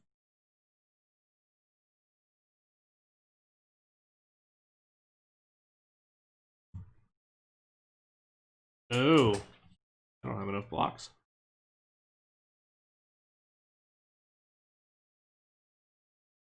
Since I don't have my additional block there in the diagonal, I need to add another block in the back there just to make sure that it does its thing. Okay. So let's have a look at this, and we're going 31 through there. 19 through there, which is pretty amazing. I mean, that's super quick how fast that loses speed. And then through this one, we're going 27. So what you can do is, if you push the tilde key, you type in rides list with a space. So this is Twister Coaster 2, which we're looking for. I believe, right? Yeah, Twister Coaster 2. Which is 012 is our ride. So you do rides set mass 012, and then it's an integer number. I think it can go into the 800s potentially. Let's try that, and we'll try 100. We're at 26 on this one. Let's see what we hit with train number 2.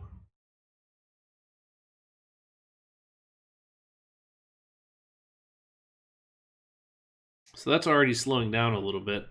We're going to valley it. The mass is quite a bit more, so let's try ride set mass 0, 12, 50.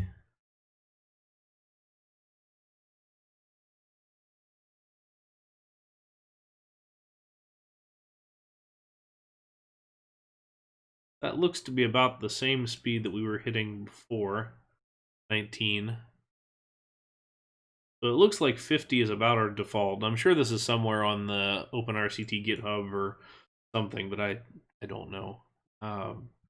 Let's see if we did rides set mass 0, 12, and then we'll call this one 30. Why not?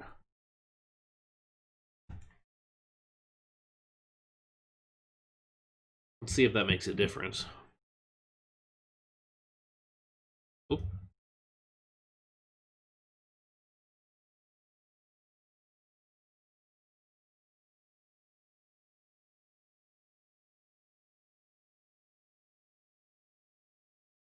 Okay, so we're at 32 there. 19, just about the same. It's different per ride. Is it, what's it based off of? Shouldn't there be I would assume there would be a similar baseline number. This is something that I'm not super familiar about. As you can see, we're barely making it back here because the whole thing is a little bit lighter now. Just a good way to adjust the pacing a little bit. Anyway, that's as much as I'm gonna look at here. Yeah, I think we're barely gonna make it through again.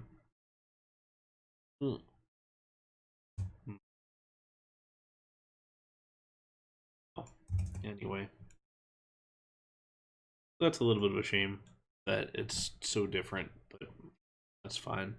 Okay, so what we're gonna do next is we're gonna take our quick break, and then we will tackle the remaining 5 that I've got here, plus any requests.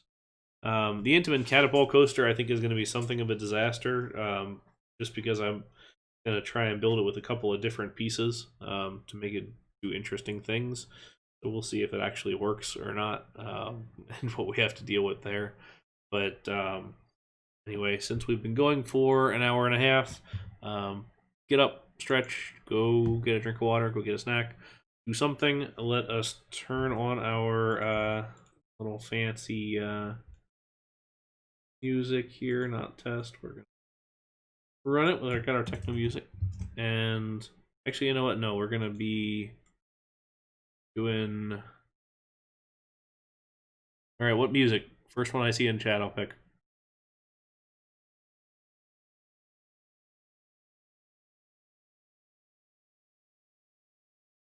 Ice. Ice it is. If I can find it. Ice style. All right, that's what we get.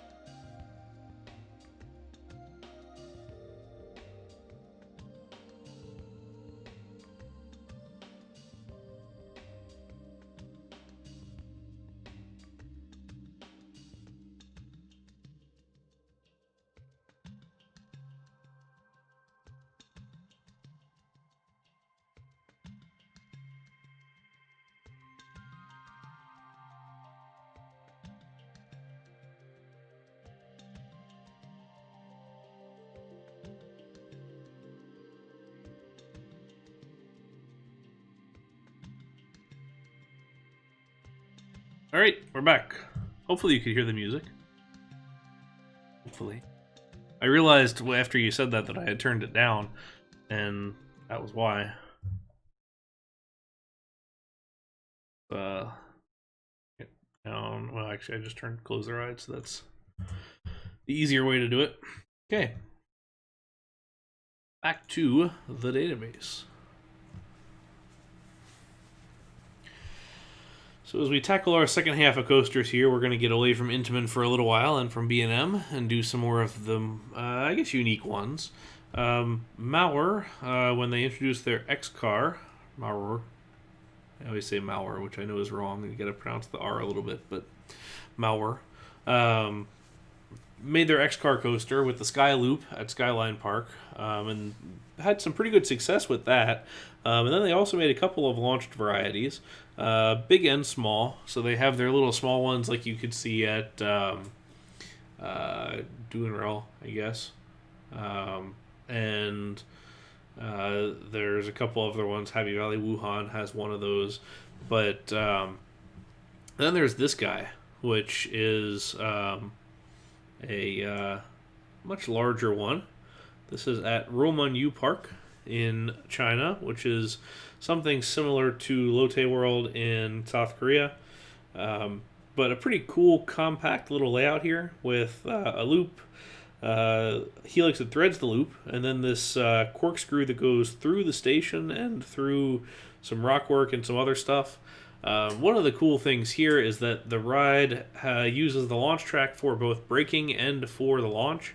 So it goes through the entire layout, then shoots through the station, goes through the whole launch track again as it slows down for braking, which harvests that energy to reuse in the next launch, which is kind of neat and sort of economical way to do it, and then it backs into the station.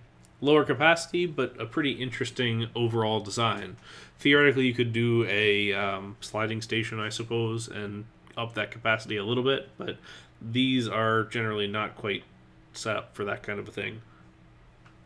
So the other one that's like this, flying launch coaster, is Freyja, which is at Baron Park in Germany, Bavaria. Similar kind of deal. Let's see if they've got a good shot of the whole thing. This one's interesting. It's themed to an opera, so go read the theme information on the database sometime because it's interesting.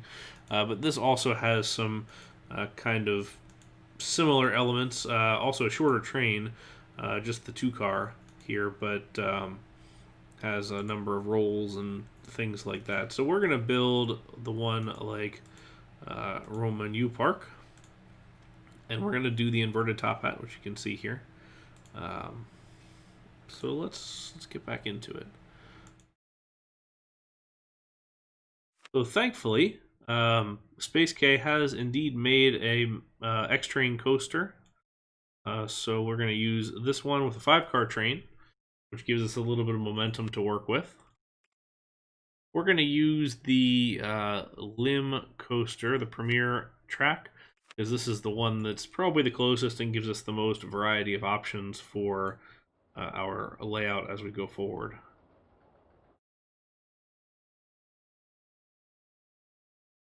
Okay.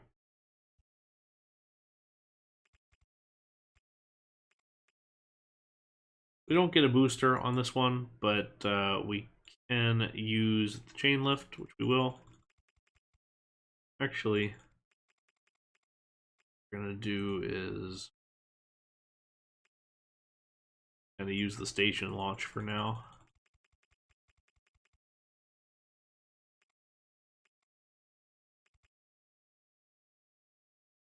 Since the Limb coaster has the standard launch is the powered launch from the station.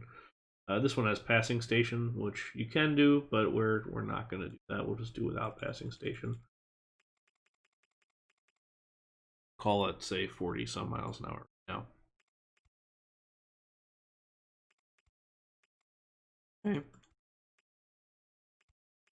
This is a pretty big inverted top hat as far as comparative to that other one, but there's only so much you can do there.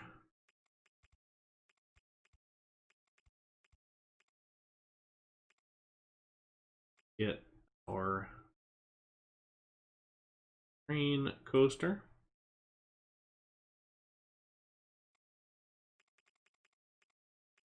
Five cars. See what happens. What happens is we need more speed. Try 54. Maurer hasn't sold a lot of these. Honestly, they haven't sold a lot of any of their rides, but they're getting there. Try 60. This would be probably on the larger end of what they would be doing with this kind of an element, but that works.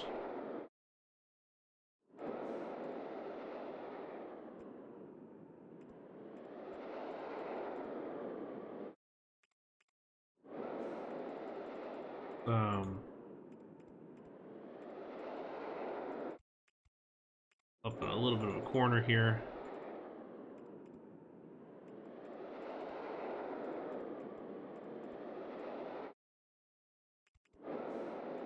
Our first inversion, let's see if that's too fast, because it probably will be. Way too fast.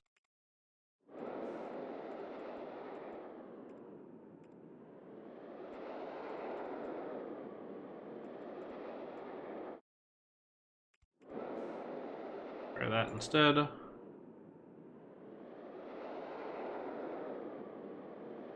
You're generally looking for 30s here, so that's honestly still a little fast.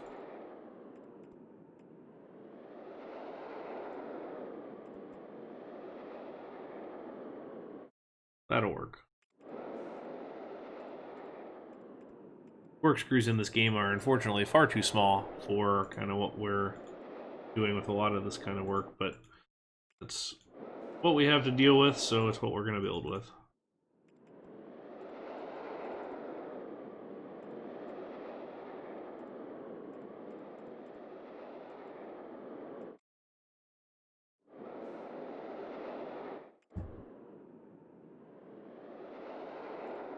I do like the little tiny launched X car. I think those are fun, but I'm kind of mixed on these. Like, they don't look spectacular. Um, I mean, they seem fine, but I think that's about the best you can say for them. Now, granted, if anybody's ridden one, feel free to chime in, but I just don't get a whole lot out of it. To me, it seems like it'd be an interesting ride, but one that I'd probably rather see something from pretty much anybody else. Dead.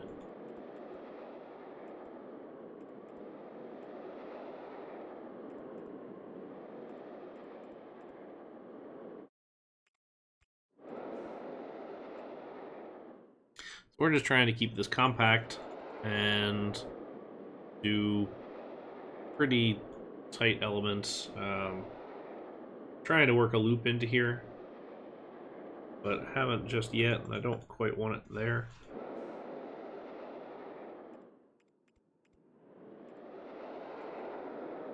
So this here, where we dive and then we come back up in the same corner, is not the best way to go about that. I think you generally want a flat piece in between, which is sort of what I'm doing here. But you can go either way, depending on what kind of what you're building and how large of a space you've got to fit it in.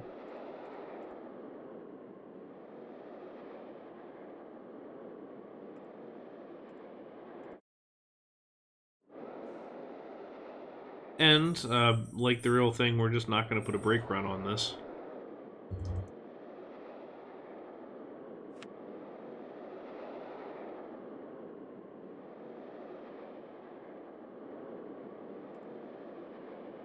But we do want to do something here just to keep this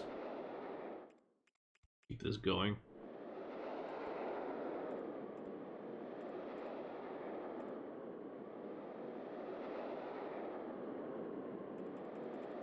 I want to see if we can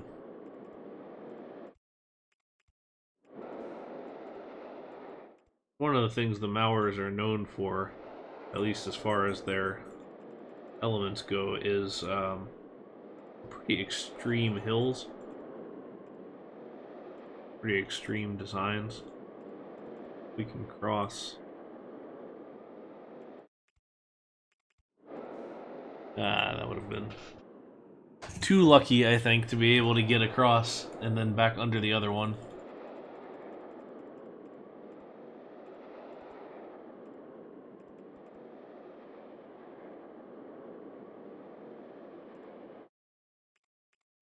Fine.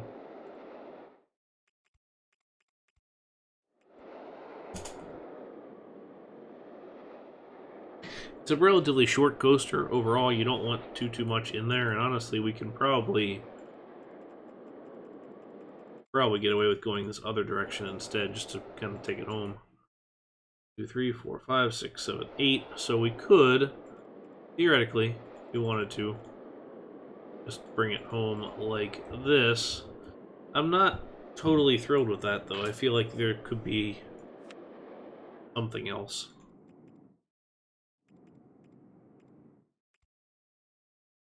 Maybe that's a helix of sorts.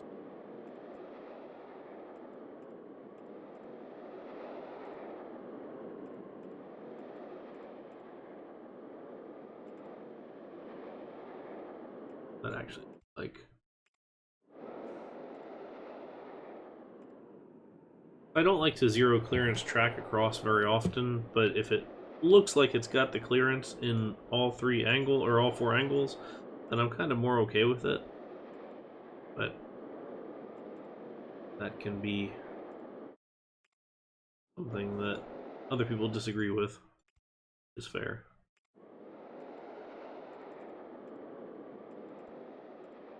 Ooh.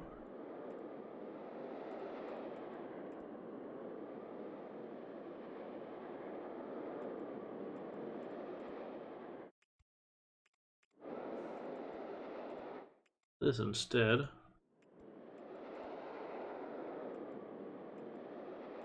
We're gonna bring it home through there. I think ideally you'd want to reuse or kind of wrap around a section of this again, but you know, you look at the one at Roman U and it really didn't do a whole lot of that.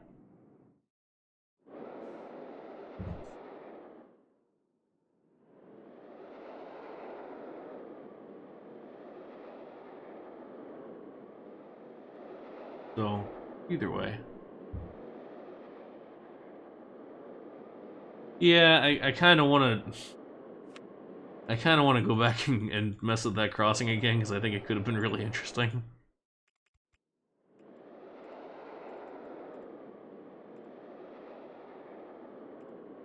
I mean, even if it was just a little bit of diagonal there.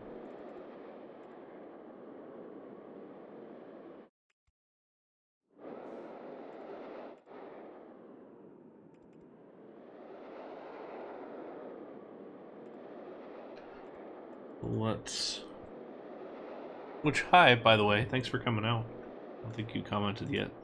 I don't know who was lurking.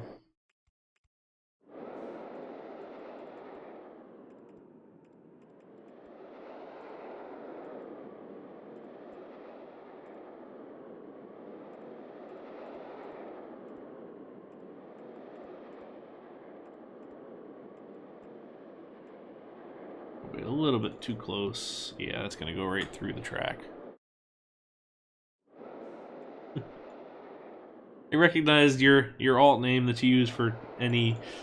It's good to have you here.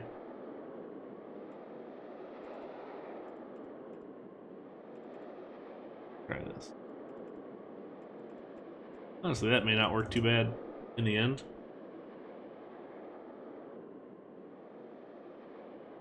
Yeah, that's... I'll take it.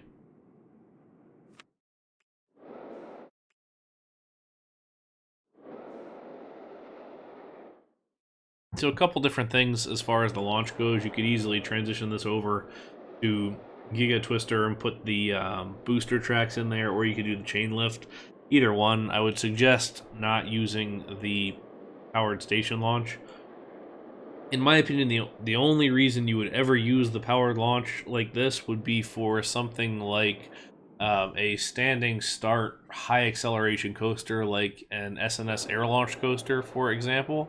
You could start it with some kind of a good launch out of the station, like a 45-mile-an-hour powered launch, and then take over with the boosters and the chain to get it up to the rest of the speed. Because you really don't want this instantaneous launch. I mean, that's really not realistic in any way. So it's just what can you do to make it look kind of reasonably close, but that may be a good way to get some better launch out of it. Anyway, we'll call that one done there and wrap that up. Okay. We'll have Vekoma motorbike next. Back to the database. Vekoma motorbike. They actually didn't make very many of these. Almost none. There's a couple of one custom variety. But Booster Bike at Toverland is the first one of these guys. This was the original motobike launch coaster. I have a picture of myself at IAAPA from 2003, I suppose, or maybe it was 04. Would have been 03, trying out the Booster Bike seat when they debuted this one. It's pretty unique.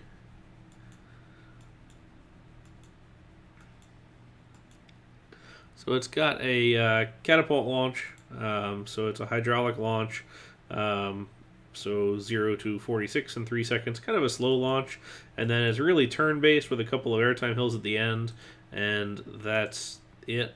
There's another similar one to that at Chimelong in China. This is the one that I've ridden, the only one that I've ridden from Vekoma. I enjoyed it a lot. It was great. I mean, just unique seating position and just fun. Velocity at Flamingo Land in the UK also has one, and then here's one in China. It's an indoor and outdoors launched one of these, custom layout, which is kind of cool. A little bit of a pain to get to. So it's one of those that's sort of unlikely that we get to. Yeah, I think the Disney ones are classified separately. I was trying to think about that because really that's more of the one that most people are going to know. Custom Design Family Coaster is what RCDB is calling it. So this is Tron at Disney Shanghai Disney. Coming soon to a Walt Disney World near you in Orlando. So I'm excited for that. It's a really beautiful looking ride.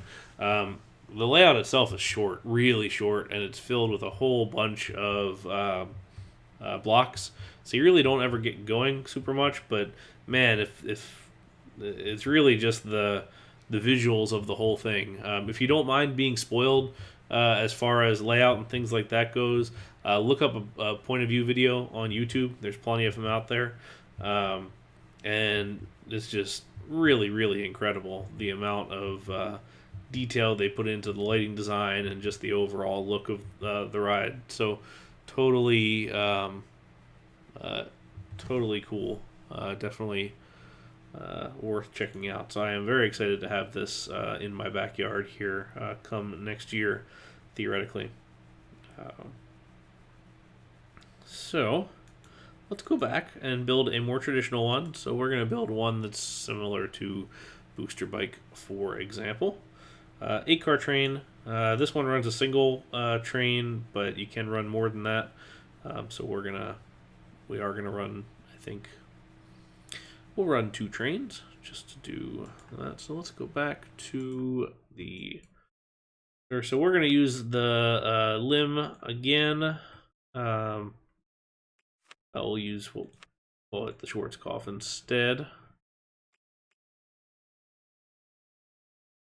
Pretty much the same thing, but let's go with limb. Relatively close to the ground.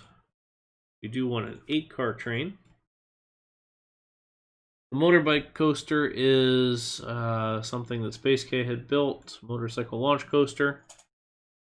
This is sort of the only moto coaster variety that we've got.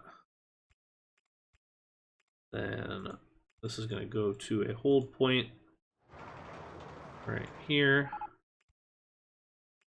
We are going to go through and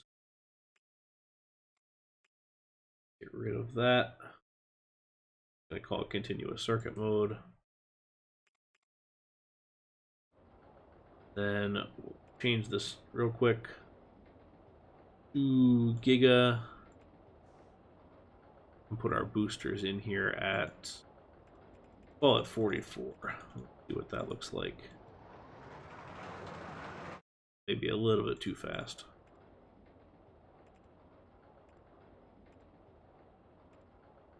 You'll notice on the real thing for this one, it is also launch proofed, like we talked about with the jet ski, where you have your big hill first, and then after that, you have all of the other smaller stuff. So if it makes it over that hill, it's going to make it over the rest. That's what you want to be looking for in a good design.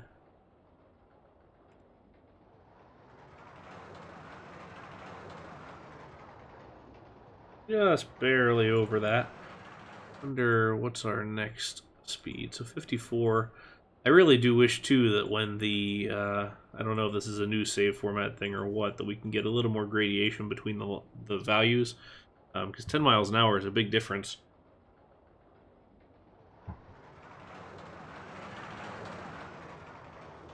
That's almost a little too fast.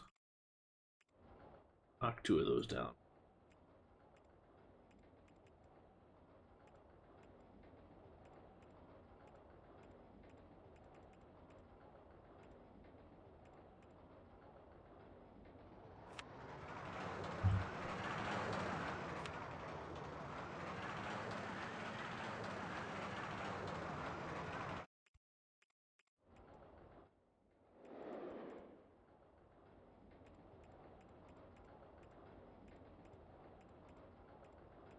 Really trying to keep a low to the ground profile for a lot of this layout, keeping kind of maintaining that speed well, doing these diving corners, because you think about the theme a little bit. It's a motorcycle, so you're kind of wanting to do these quick directional changes, kind of fast, snappy transitions.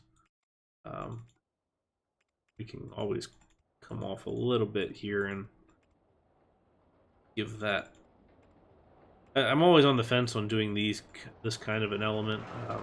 Never biggest fan of this.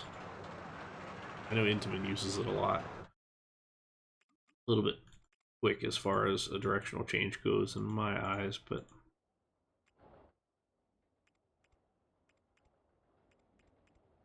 we'll do it.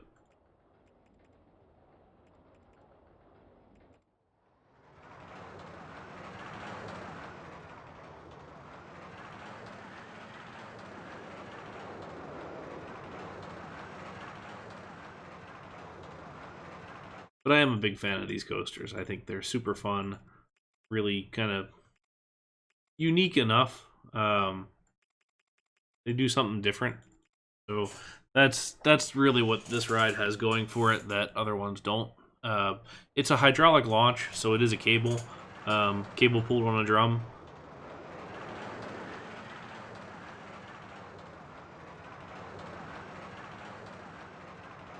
I tried that. See if it would fit. Quite do. What I would like to do is mark a block break here. Another one. Actually, no, we won't park a block there. We'll just do this.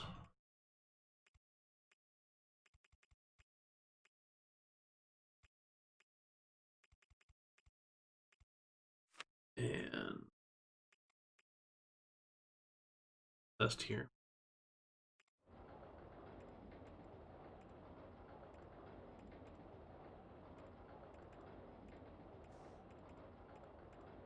Do sort of our little airtime hills at the end, not stretched too far.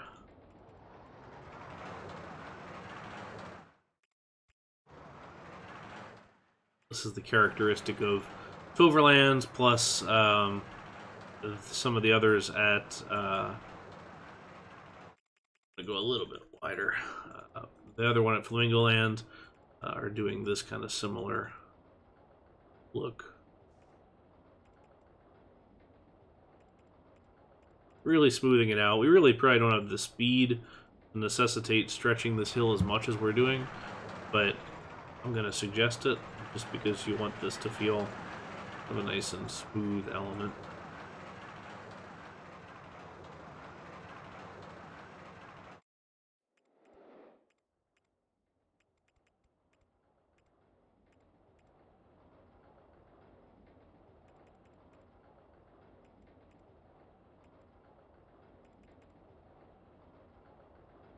One off of getting that to line up just right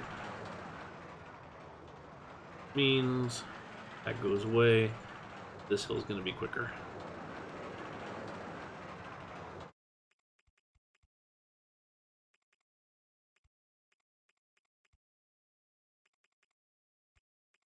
I screwed something.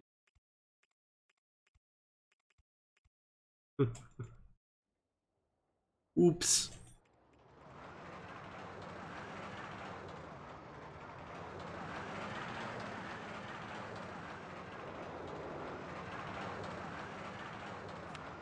One, two, three, four, five, six, 7, 8. Oh, we've got it.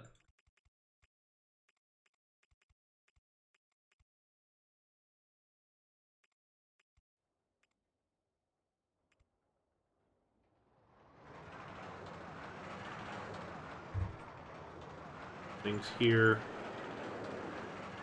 Delete this first one, and then as you go over the hill, and this is a nice trick to do with banked corners, is kind of, especially a banked corner right off the crest of an airtime hill, is go ahead and bank the hill on the way in, and then as it comes back, you can, and then you're still going over the banking, so it looks smoother in this angle. Honestly, in pretty much all the angles, it looks better, in my opinion. You disagree, but I think it's nice.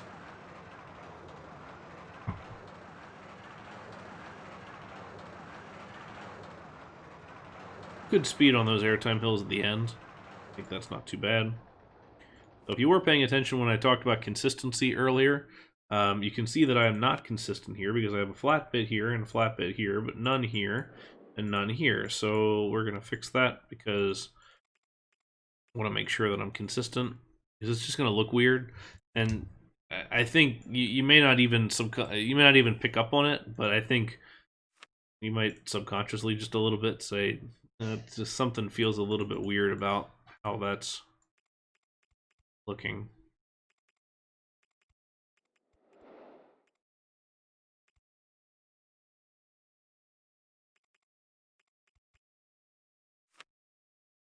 The other bit that's a little bit weird here is that we're unbanking this a little bit early, or a little bit late. So we're not banking it, or we're not coming down right off of the banking. We're going to unbank it and then go down. That's okay, in my opinion, but you do want to be consistent, which we're not necessarily being inconsistent because we have done the same here. All right, so let's pick a good, I would say,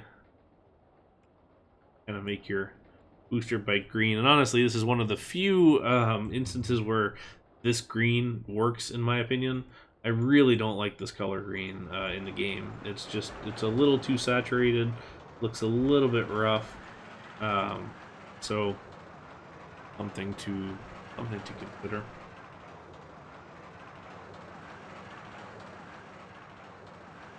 But this is a little too muted. This is where a custom palette to fix that green would really make a big difference.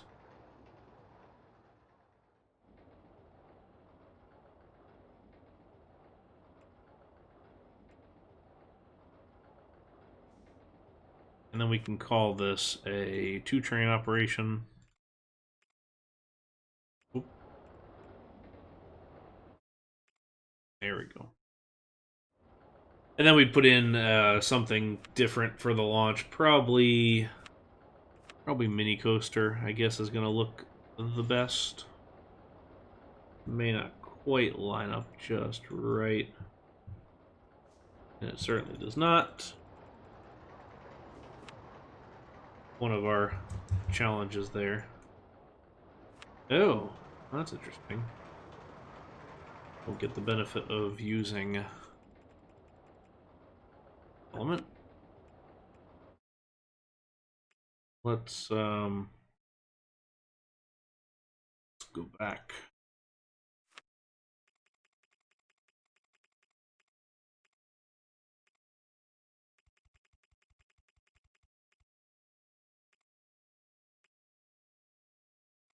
We're at 54. Since we can do a more finite number, we're going to go 50. Lim. See if that makes a difference. And then really, honestly, this doesn't look bad as far as like a hydraulic launch cable goes. That looks okay. Oh. Oh. Oh. That's not the speed that you want. Holy cow. Try something different. That's gonna be some airtime there. Try 36. See if that makes a difference. To be honest, I haven't messed with doing. Oh, am I? Oh. I think it was still bad, but you're right, I am on fast forward.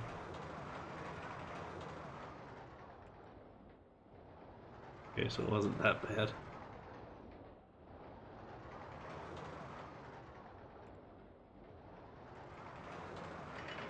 Let's call it 40.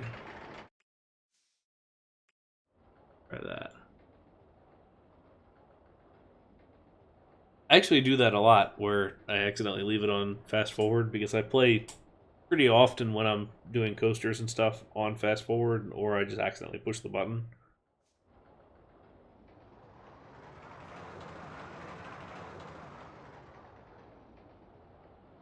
Ooh, just barely.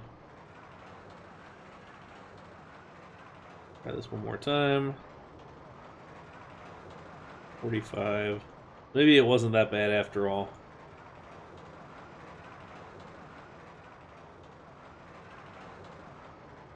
I understand why they have it as far as, base game stuff goes, but I really would like to see all the coasters have all the elements and all the abilities to do all the different things. So, like, every one of them should be able to have a chain lift speed. You should be able to sync stations on every one of them. You should be able to select the amount of circuits on every one of them. And then all, in my opinion, as far as best as it can be done, all the elements for all the different rides. I understand why you can't for some of these things, but in my opinion, it would make a big difference as far as usability goes. I know X7 and others have different opinions on that, but I mean, for me, I'm not playing scenario play here, so I'm not really that interested in limitations based on real life, which is funny coming from me being a realistic builder, but I think I'd rather have the ability to choose what I can and cannot use instead of not. So, next up is the Gerstlauer Infinity Coaster, which is a fun one, and if Sheep is still here, I'm sure he is all ready for this. So, Infinity Coaster. They have a pretty wide variety of stuff. Yeah. So, there's kind of a little bit of a difference between this and the Eurofighter, but the lines get blurred pretty easily. Typically, the Infinity Coaster is a launch coaster with a bunch of inversions, some curves, and a bunch of things like that. And lately, generally, a lap bar inversion, a lap bar harness. So generally, that's where it is. Hey, Oblivion. Thanks for joining in. But you can see a bunch of different things in here. So like Karnan for one, that's a lift hill. Smiler, which is one of the early Infinity coasters. I mean, this is a 4-car train, over-the-shoulder harnesses, 14 inversions, and 2 lift hills. So a good kind of variety of stuff. The one that I look at as just really interesting and kind of the one that I just like in general is Junker at Powerland in Finland. This is one that is on my top 25 want to ride list. I would love to get up here and do this coaster. It's kind of got a little bit of everything. It's got a great launch, top hat element, some huge hang time in the loop, and then the diving turn just before it. Mid-course brake run to really get the speed or the capacity up. So it kind of does a little bit of everything, and looks great. Caracho is another one. Ali, I'm jealous you got to ride that recently because I missed that coaster. We only got to do it once, and it was a lot of fun. So a little bit jealous there. But let's get on this. We're gonna use the Twister coaster track to start.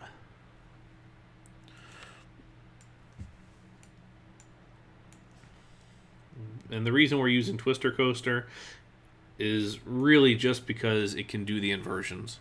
Oh yeah, good call. Haven't been too many times so far. Like three or four shots so far. Not that much, right?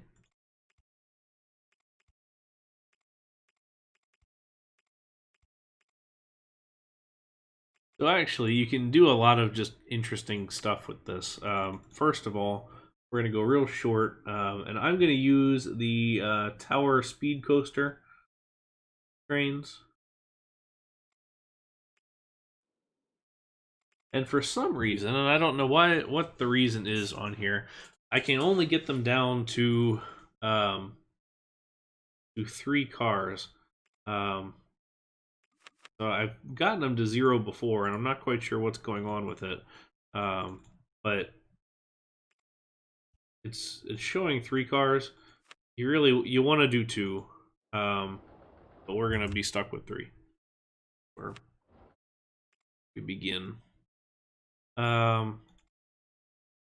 So we're gonna play around with different track types on this. So let's go with the vertical because we want to start out with this like really tight little drop. Since that's one of the things that the Infinity coasters are kind of known for is how really tightly they can bend the track and do a lot of really different interesting elements with it. So we're going to start out with this pretty tight little dive right out of the starting gates, and then we'll come up and do a roll slow. Hang time is another one of the things that they are quite known for.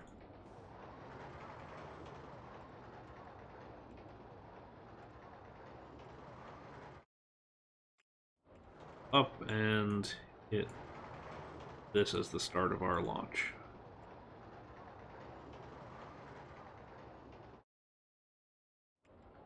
Okay. Now we'll do our booster, get us up to something, and then we'll adjust it. Since Maurer, I did the Vekoma booster bike here. And then now we're on to Gerslauer Infinity Coaster, so I was figuring that if you weren't here, you would get signaled. Because I know you are a Gerschlower stan.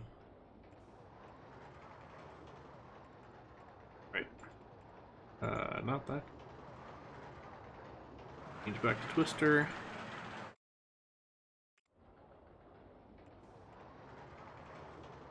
There's a couple of different ways we can do this. If you look at Caracho's top hat, it's pretty pretty stretched out. But if you or it's pretty squat. So like you have a curve and then almost not vertical. But Junker's is much more towards the vertical end. which is what we're going to go after, I think. And it's got a pretty tight top also, so we can just as easily do something like this, but in my opinion that's going to be a little too short. So we're do just a regular old bit here, but I will put one straight bit.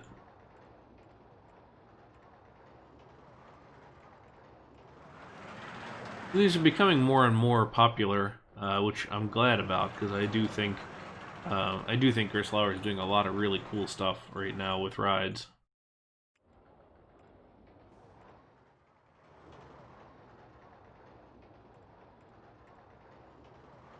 Okay. It's pretty short launch track, so we may need a little bit more space.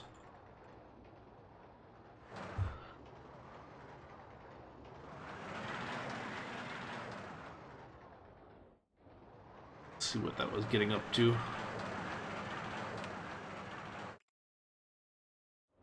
If we do need more space after all. Just have to pay attention to the acceleration. So you got a nice bit of hang time in that roll, which is what you want. It's hitting 63, but we're a little bit shy of that. The next one is 67, which might be... Yeah, and I'd be curious to know with the 8 cars if what it actually does. I mean, I would imagine that's going to really stretch out what the overall elements are going to do as far as that kind of stuff. Let's see here. Barrel roll, that works.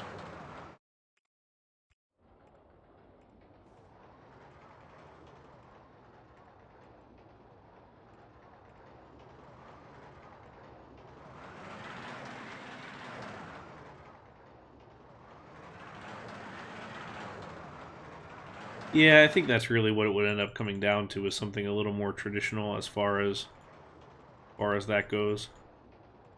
I'm looking at something like, unfortunately, you can't quite do the same kind of elements as Junker, for example, because it's has this sort of side-by-side dive and then roll. But we're going to do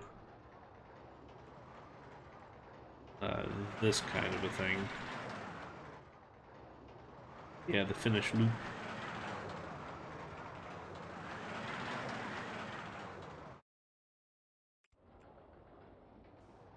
So can't quite do it here, but that's fine. We'll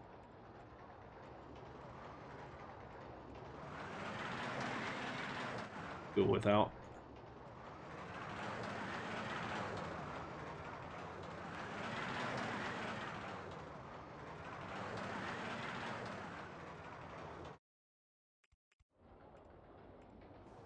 Call that our block break, even though it's not a usable block.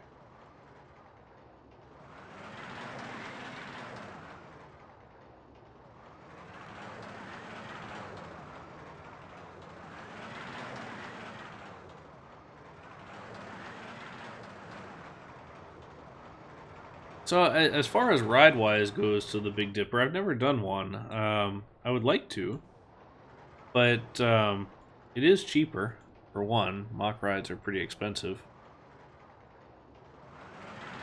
But, yeah, I mean, the mocks have some more things they can do. Like, you could face the trains back, or the seats backwards. You can do a bunch of different things like that. But really, the mock Big Dipper is sort of the mock version of the Infinity Coaster, for one. Shoestring the block break. Unless you want to be here all day. Watching me try and struggle through that. See how looks. Might be a little bit too fast.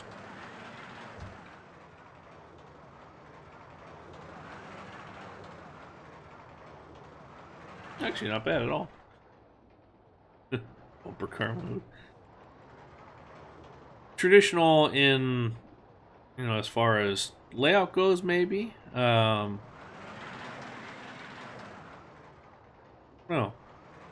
I mean, they could do a vertical lift, I'm sure, if you asked for one. Mach would do it.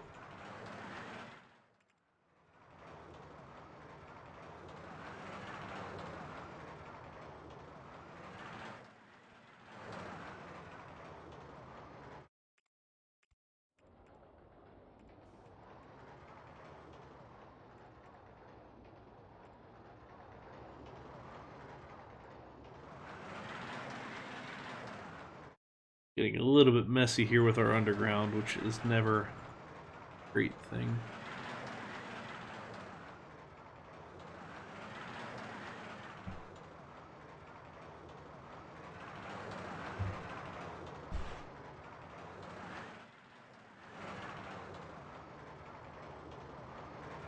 But a lot of the real layouts of these, you kind of look at and you go, "Why on earth is that shaped that way?" or something like that. And it's, I think that's sort of the, I guess, the beauty of the Infinity Coaster is it's just such a weird, they're just such full of weird layouts. Since this has almost more inversions than anything else, I would probably use the Giga Coaster as scenery and put that back as kind of a separate deal.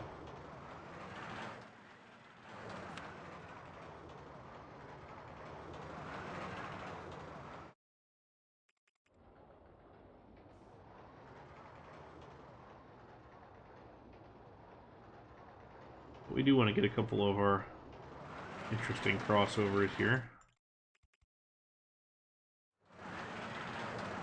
Yeah, I mean, that's sort of the thing, is it's an Infinity Coaster for a reason. It's because you can really try and have sort of infinite possibilities.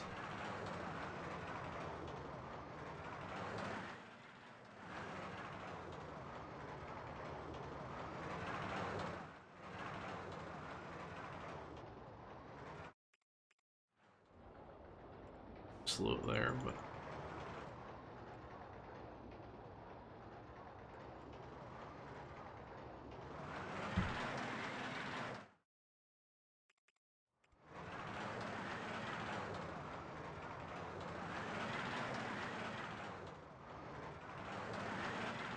guessing clearances is not going to let me do this. Actually, it is.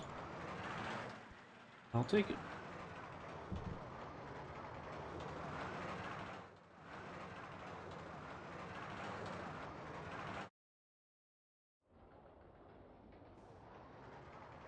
Would be kind of neat to do two through there, but I do like the corkscrew as part of this. But yeah, you could bring it back around and go underneath the other one, but let's take it here for now. Again, bring this down because you never ever ever have track on the ground.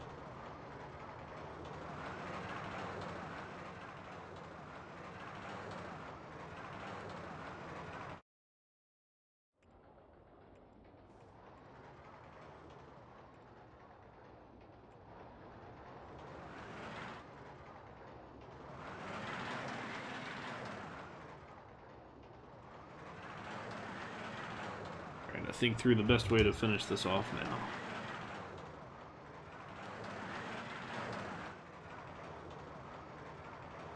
We could go across. Out of curiosity, let's see what that would look like. Well, you know, we can always go back if we need to. I don't think I'd want to go underneath, so I'd probably end up going over.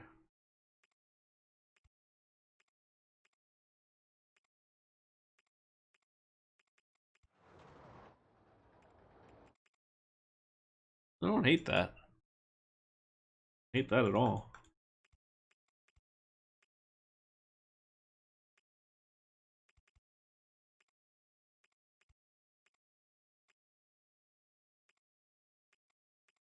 We could wrap it up and around and into brakes if it fits. Line up. Hey, look at that. Perfect. Good suggestion.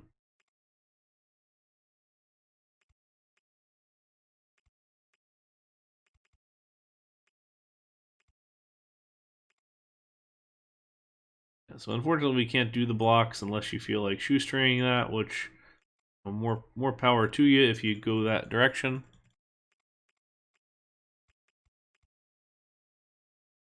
Gonna give it 4 trains, why not?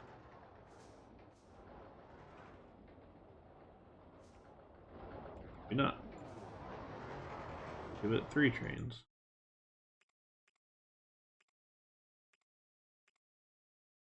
I do need to see what's up with the way that has running 3 vehicles like it is.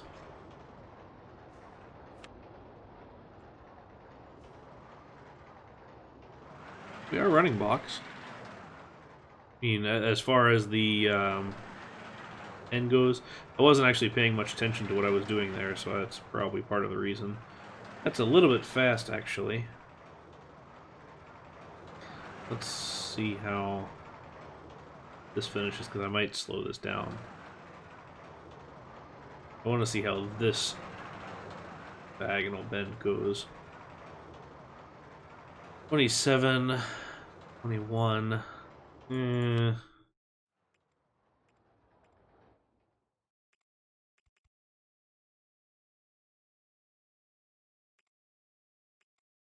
Give it a little bit of a slow start, if that makes sense. That is weird. Back that up. Well, for something like this, when you have a long brake run, I'm going to go block 1, 2, 3, or I guess just 1, 2, since we have short trains.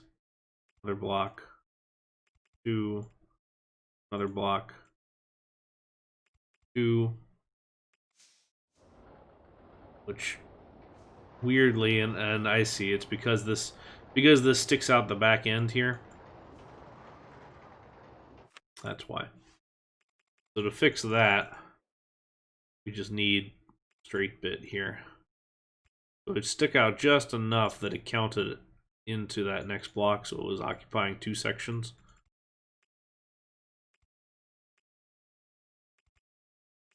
There we go. That fixes it.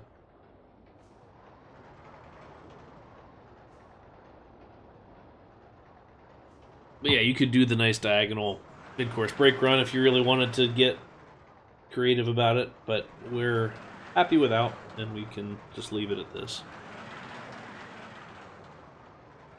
And the pacing's not too bad. I don't mind this. The last corkscrew's a little bit slow, but not awful. And it's a nice compact layout. Looks good.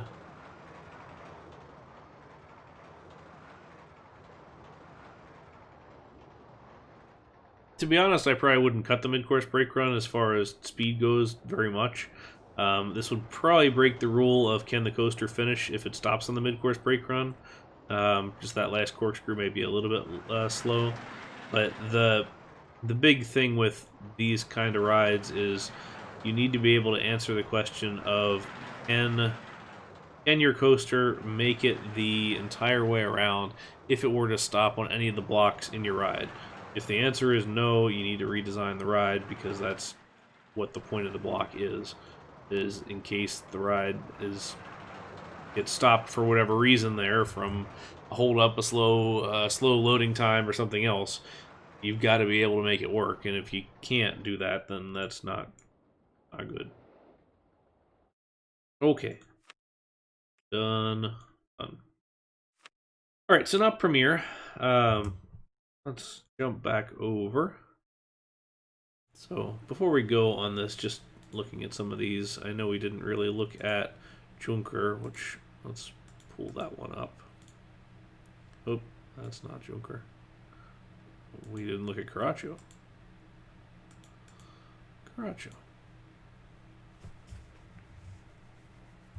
Yeah, probably a straight piece into and out of the corkscrew. If you do it on one side, you really have to do it on the other side, because otherwise it's not going to look consistent. Here's what I mean about the top hat on Junker. It's really not terribly, or not Joker, I keep saying that one, Caracho, it's not terribly tall. But it's got these pretty interesting giant corkscrews, which I would really, really, really love to see the game do. I would love to be able to do much larger corkscrew type elements, medium size and a large size perhaps, but that may be too much to ask for. So why don't we then, before finish, let's just go ahead and adjust this. Straight bit.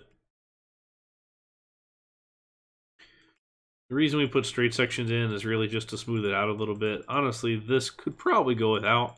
I think you could make the argument pretty well that you don't need that, but I'm happy to put it in anyway.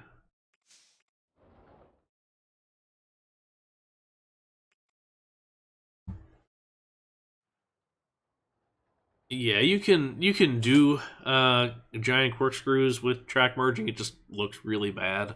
I've seen people do it visually and make it look okay, but for the most part, I'm just not a huge fan of it. All right, so let's jump back once again to the database and take a look at the Premier limb shuttles.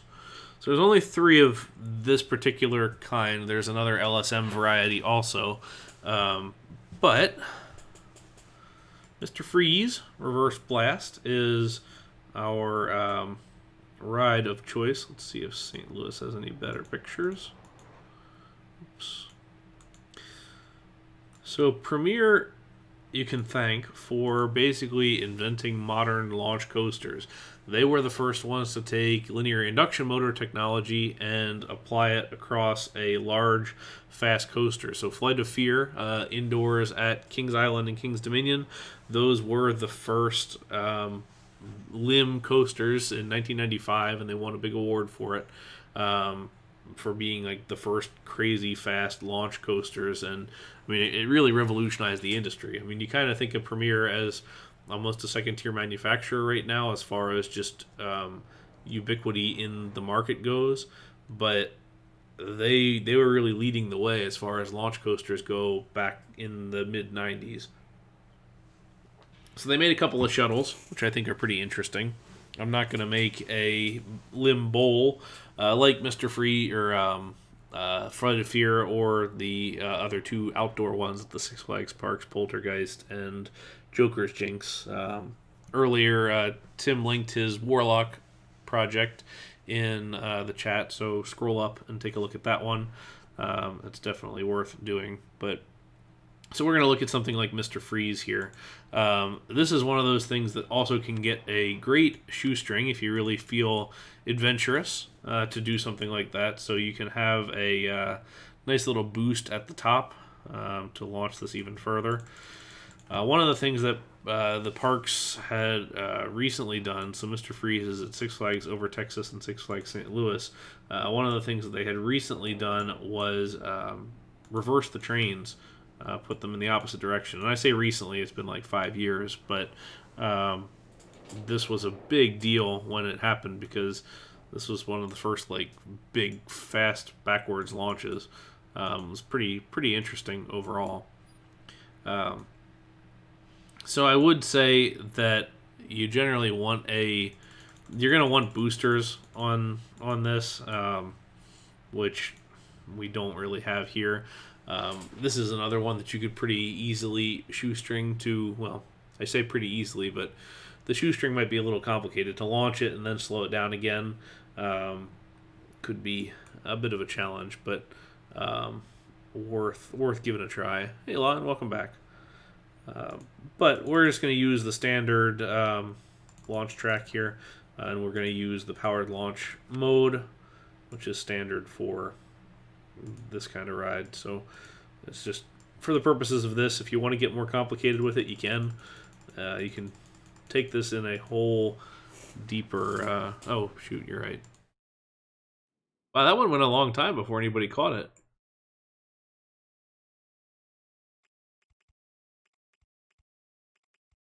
All right, so these are big top hats.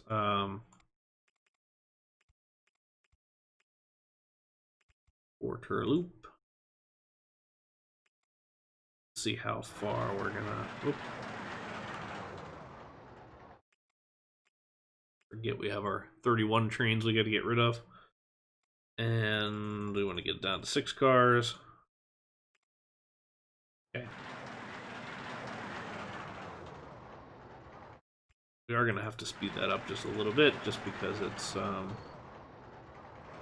gonna work out quite so right otherwise. Okay, there's a bunch of things that you can do here, and the challenge with this, if we look back at the photos, is you can see that the spike on this one is right up the middle of the top hat. It's an inverted top hat, which is another cool thing. Well, thank you for the 5 bits again, Don.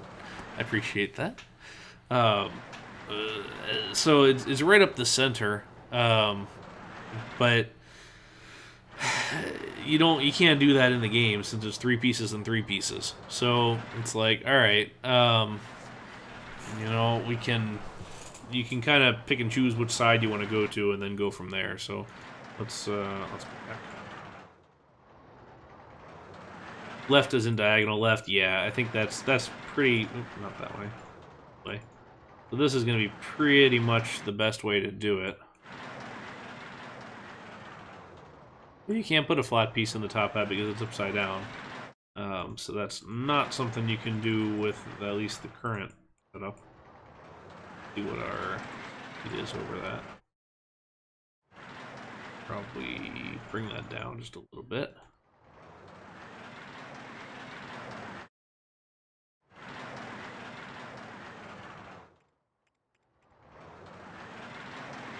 Gonna be too far. Yeah, it doesn't display right when you switch to multi-dimension and turn something in that's upside down like that and then turn it back. It's not going to work right.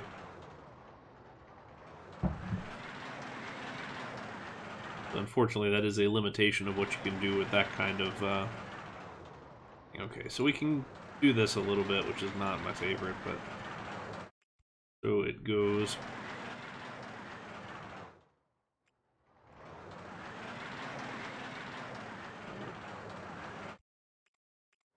Big turns would be another one of those wish list items, wouldn't it?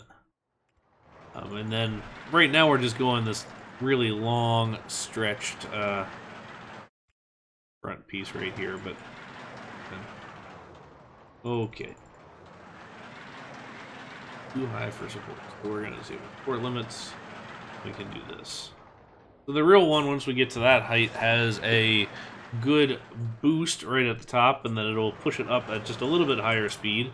And that way it gives it enough momentum to get around the back. Right, so you can do a little bit of a launch up the spike. It's the shoestring is really the best / only way to do that. You could also put boosters here. Maybe too fast, I think.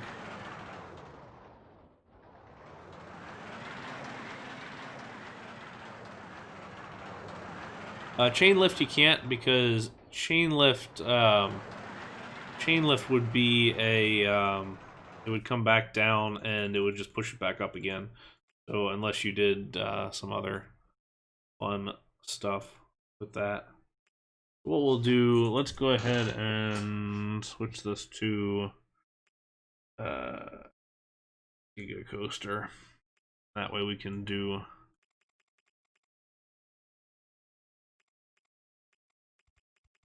couple of little boosters here.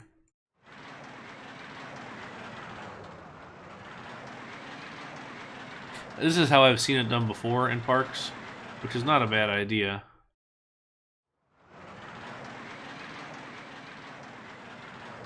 You probably want to go with a little more squat of a top hat. I mean, this is a big one, and you can see I'm just barely missing it there.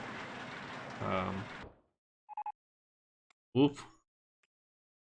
Not passing station, that would end poorly. But not passing station.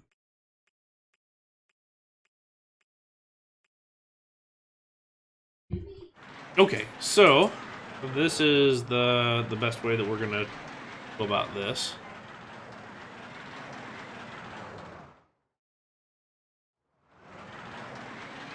Here we are. We're gonna barely make it over, just barely. Yeah, it's you did. I mean, it doesn't. It changes just a little bit,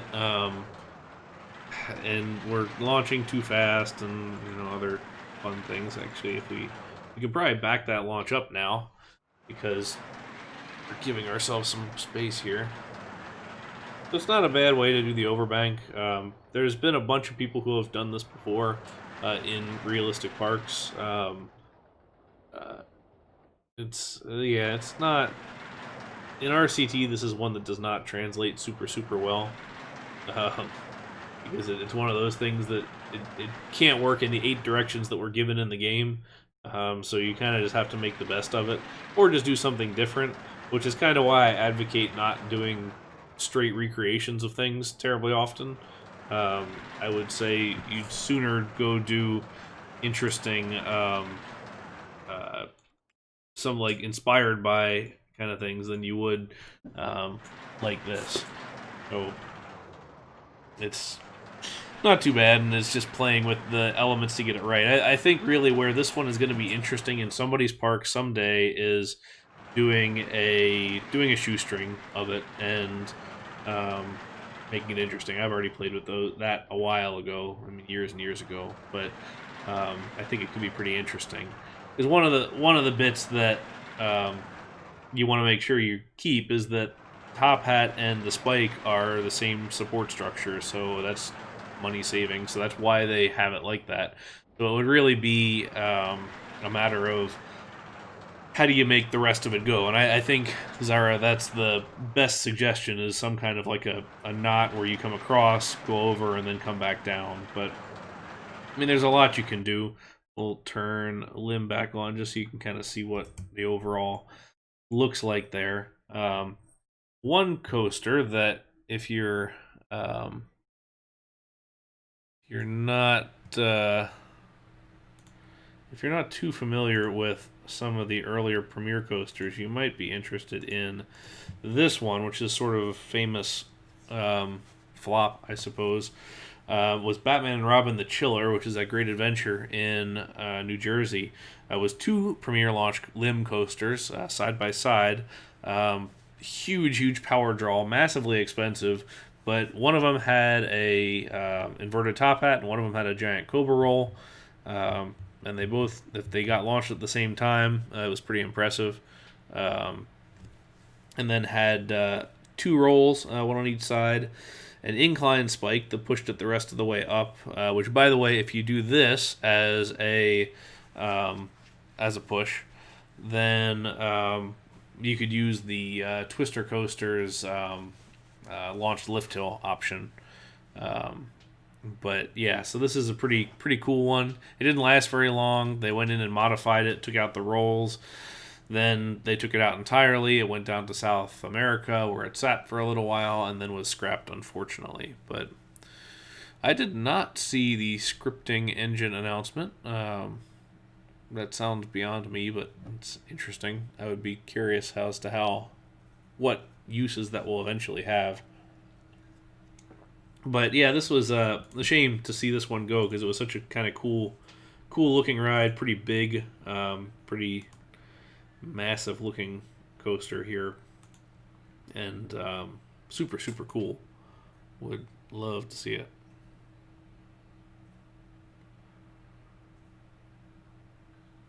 Yeah. So all right, well let's jump back and actually let's not, because while we're here we might as well look at the last one that I'm gonna screw around with. 0.3.0. Is there a features list? I'd be curious to know what all we got with the new one. Just seeing what there is to see. So is that kind of like a boomerang but weird? Yeah, more or less. Okay, so this is the last one that I have set for today's kind of primary stuff, but I can easily build more things after this if we want to keep on going. But Volcano was a one-of-a-kind coaster. It was the only Intamin Catapult launch coaster that was ever built, and unfortunately it is gone. So it's a shame because it was a cool looking ride, and they're neat rides. So this one started with a launch through the mountain, then went through a big corner out back around a second launch, then went over a kind of through a vertical climb out the top of the mountain upside down with fire, and then wrapped around with a couple of rolls, and then a final big dive into the breaks inside the mountain.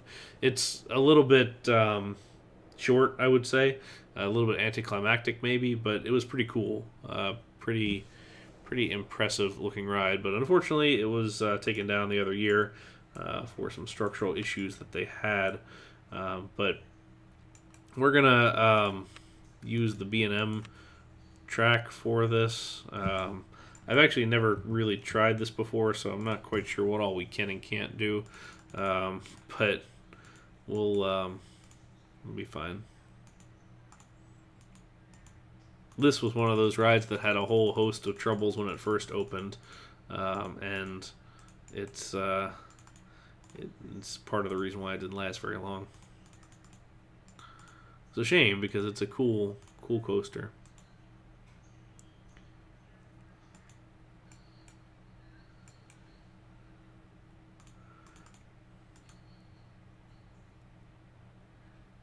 Yeah, the supports were not great. The way that it kind of hung up out there, I think it was a little unsightly, I guess.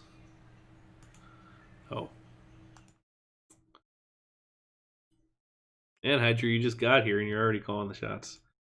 Get it. I get it. Actually, you know what we can do is, since we want to have this on a straight approach, but we can do diagonal lift hills, let's do a diagonal launch. So one of the cool things with the Volcano is it had two launches. It had that first launch, and then it had the second one. I did enjoy Volcano. It was one of those where you had to have the fast pass because it was such a long wait because the ride was so low capacity and was just such a pain.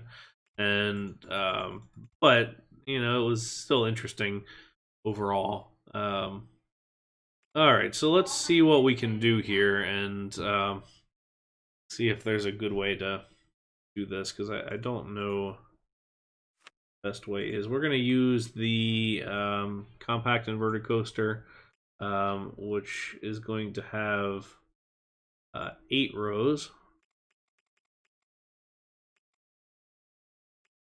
Then we'll put this up at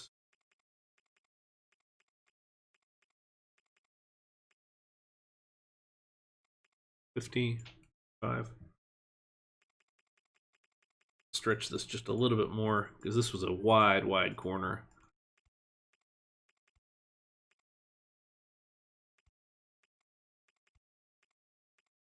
And that way we can get in that second launch just a little bit here. This was an early limb launch coaster too, so that had a huge cooling system related to it.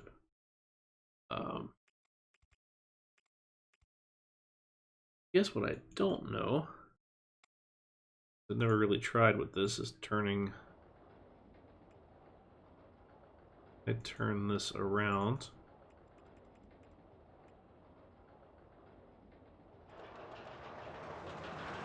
Can I do anything with that?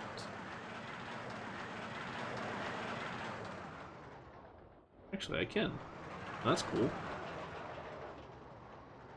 Yeah, it's a shame because King's Dominion is a lot less of a park because of not having this coaster. It's really a shame because it is such a cool ride.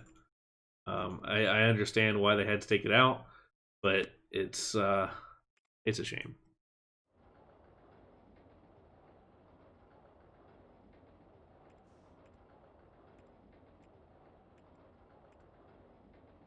So what we're gonna have to do is put back impulse track or something, which is probably the best way to do that. That's honestly a little bit slow, but we have so much height to deal with that it's a little bit of a pain. I think the volcano is crumbling, which I think is part of the troubles.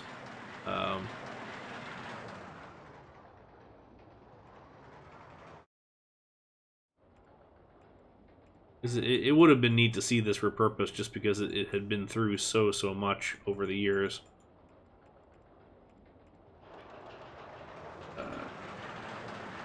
Get a diagonal we can. And then, so we'll see where we go.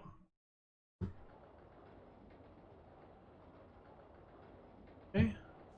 So the real thing has just all these successive diving corners and progressively faster rolls, which we're gonna do one of those here, I think.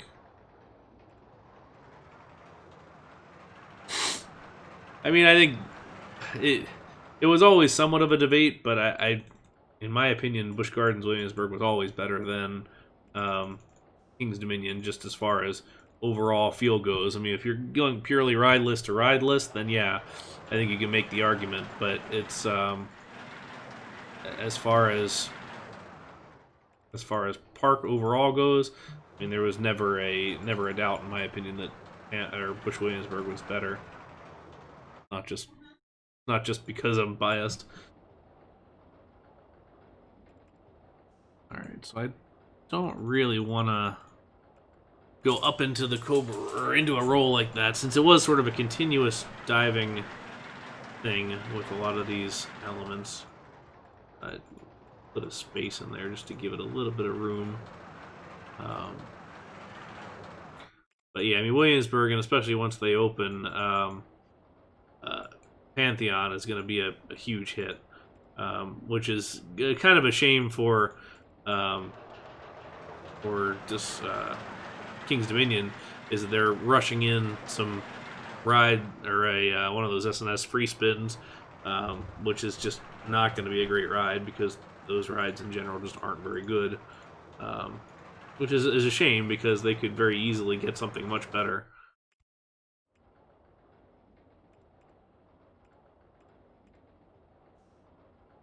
If you stack the support, or if you stack the drops, you can pretty easily do some pretty cool support work on this.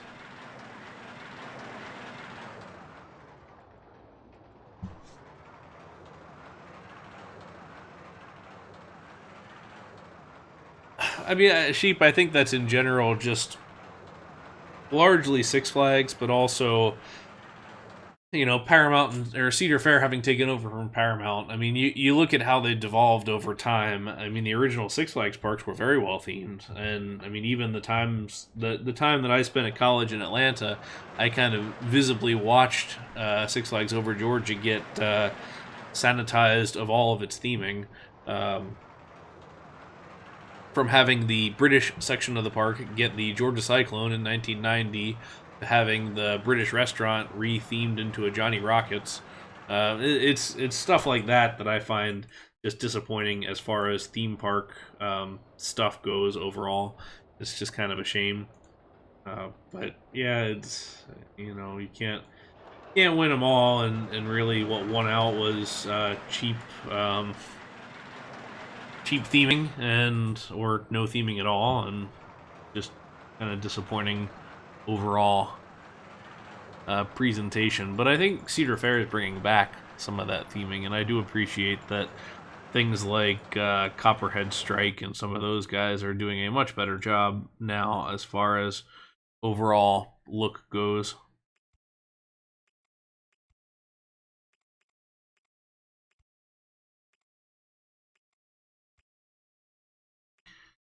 We're going to crash into the lift to just because that drop up the middle is a little bit much. I don't want to crash into it. I'd honestly kind of just as soon end it here, like drop it down, and because one of the things that was weird about Volcano is how you had the whole ride sort of up high above the volcano, kind of wrapping around the thing, sort of slowly picking up speed. And it kind of seemed like just when you got going, you went down this nice big drop and into the brakes, which is a shame. Yeah, I mean Bush kept the theming level there, but the thing is that it was, you look at ownership and it was not continuous, but nearly. I mean, Anheuser-Busch was pretty consistent as far as an operator goes, so it was all staying pretty much the same, really until recently, and honestly, recently you can start to see where the theming is going, and it is going away. Not necessarily like re-theming different things to have nothing, but you look at like Pantheon, which just doesn't have a theme, or what, I shouldn't say that, it does have a theme, but it doesn't have theming beyond just some signage. So you're not getting that same level of like an Alpengeist or a I guess Apollo's Cherry didn't really have theming, but stuff like Loch Ness Monster or things like that have really beautiful station. You're getting more so things like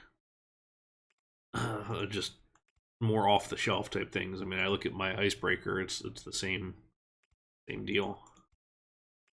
All right, so we'll kind of call that wrapped up. Let's see how many. We only have 2 blocks, so we're only going to run the 1 train for right now, which is fine. The real one had initially a load station and an unload station, and all of that. But then it was modified later to have a single one. Full day volcano for it. If I had the scenery piece, I'd just place the standard volcano sitting right there and just leave it at that. This one's a little more dynamic than actual volcano, just because you couldn't do some of the same kind of elements, but not too bad overall, I would say. A little fast on those rolls. It's gonna rip you apart a little bit. But the challenge is when you start so high up as this one is, it is pretty easy to come around and drop down. So we'll call that our Intamin Catapult Coaster there, and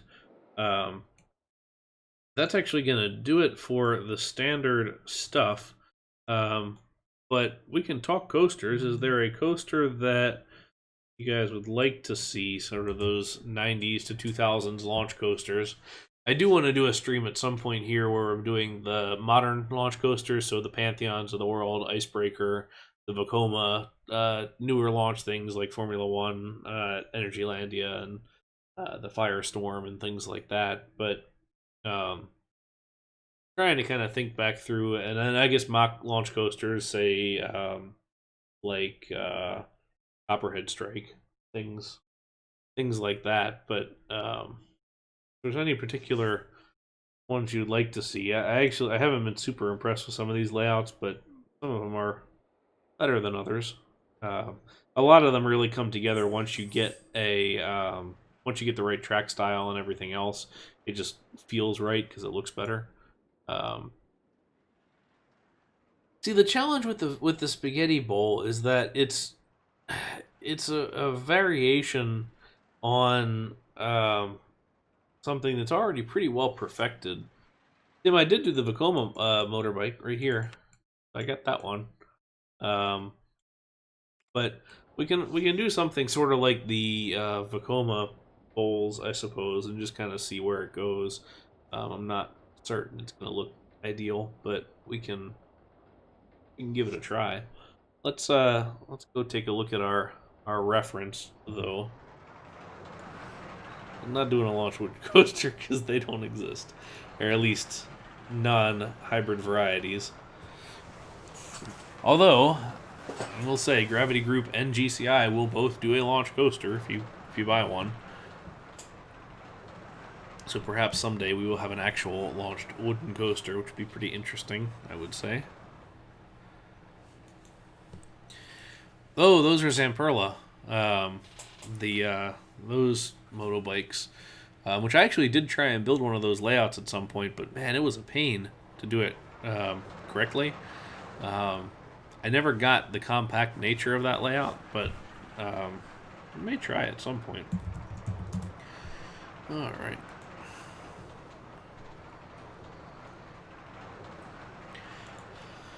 So this is kind of bowl number one. This is familiar to most people as Rock and Roller Coaster. This is the Rock and Roller Coaster layout, just outdoors and slightly larger in kind of all dimensions. This was bought by Six Flags when they were still over there. And this has since been rethemed to Express Platform 13 with some pretty cool theming. But I mean, it's a nice looking ride, and honestly, Rock and Roller Coaster is great. Really, really good coaster. So, I mean, let's give this a shot. We can do something with it and see where we land.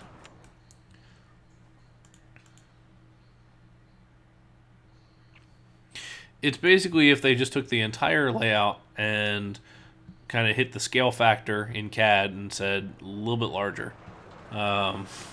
So it's just stretched out from what I understand because the trains are a fair bit lighter on that one. Hypersonic's a good one. I'll do that after this one. I say good one as good one to build. The actual coaster was terrible, but let's do this first.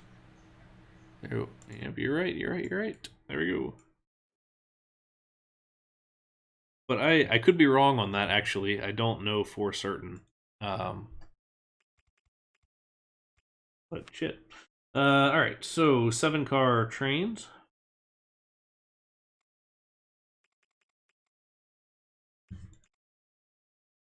Confirm that real quick.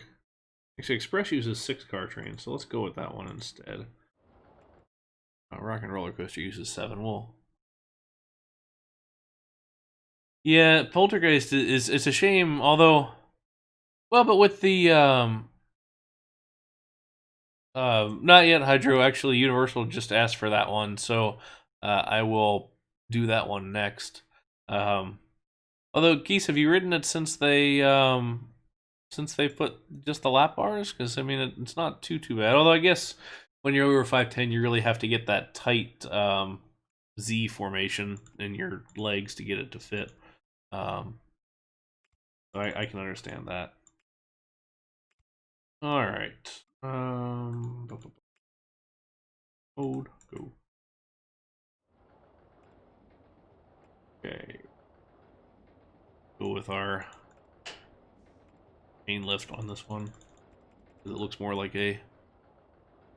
Well, and I think that's the point, Sheep, is I do want to do a... I do want to do a multi-part stream, I think. To do like a modern day launch coasters, and then I might do like... I mean, the problem for early launch coasters is that they were all shuttle coasters, so there's not a whole lot that you can do with them.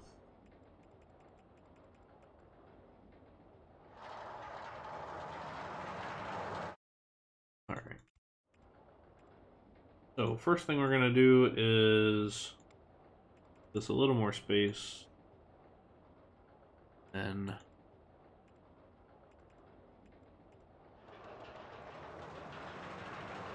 this over.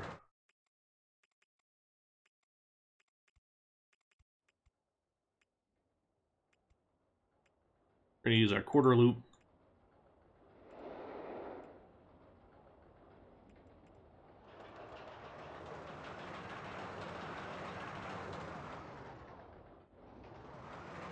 They're boomerang the launch forward first. I'm when you say launch, I'm assuming you mean just like that start by going forward first. Not boomerangs per se, but there are shuttles from Japan where the start is forwards up the lift hill, and then it goes backwards through the layout first, and then we'll go forwards on the reverse. Bullet at Selva Magica starts by slowly rolling out the front of the station, then launches backwards up the lift hill. So it does end up going backwards. And Lon, I understand that one. Outlaw Run seats are not the best either. Honestly, the RMC seats, in my opinion, are a little bit tight. Not my favorite. I do like when Gerschlower was building their trains. I think those were better.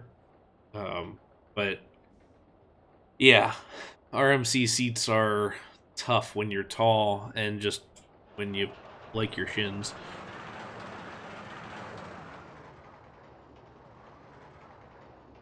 Alright, close enough. All that one. Okay. So, looking at this, I mean, it's kind of a challenge to try and get this look right. Let's go back to Corkscrew Coaster. Actually, let's build this whole thing in Twister so then I can see where I'm going.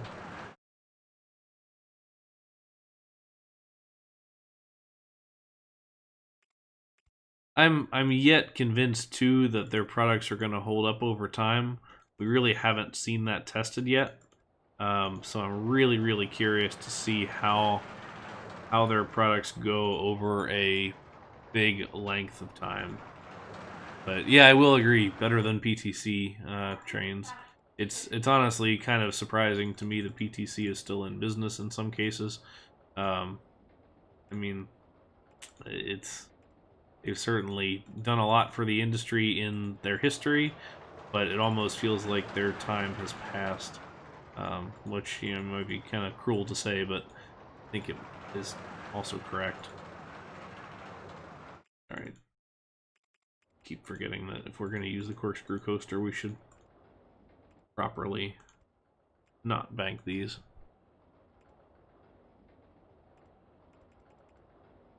Okay.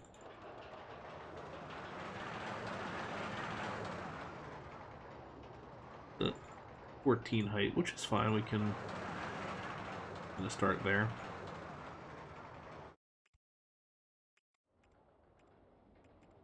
Okay.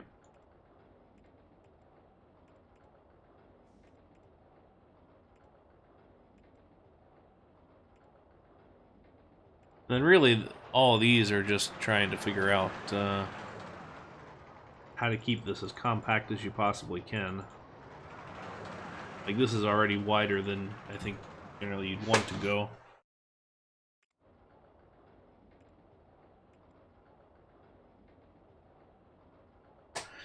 Yeah, but the thing is that that's not a knock on PTC that they send them out for winter maintenance. I will say, to defend them a little bit, is every winter you do break down all of your trains fully, like take them fully apart 100% and then put them back together. PTC just happens to be the best at doing that, so rather than do it in-house, you're going to send it out to PTC to do a full refurb, refresh of those trains, rather than have somebody in-house do it, for example.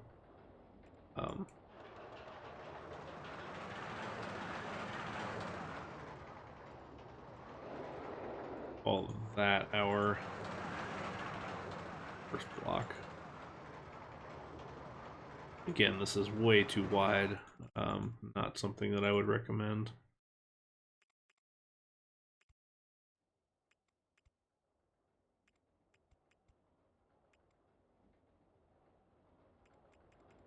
This is one of those where if you're trying to build original, I think you're going to sit here forever. If you're trying to copy existing, it's a little bit easier to go through and try and figure out exactly how that's done. Because the real one, as I'm looking, I have the image up that I'm looking at. Real one. This up. Does this.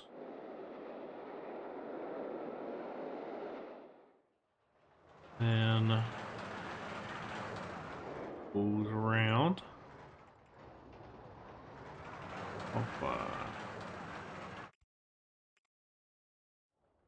Then it actually ends up crossing down underneath this one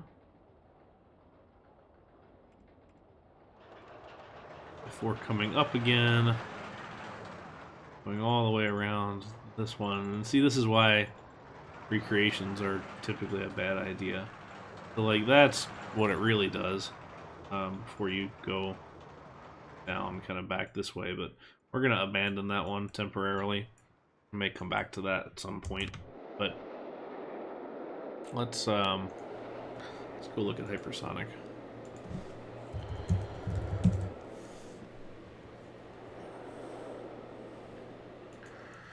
Yeah, I mean the problem with that one is that it has so many brake runs in there that you kind of have all of these sort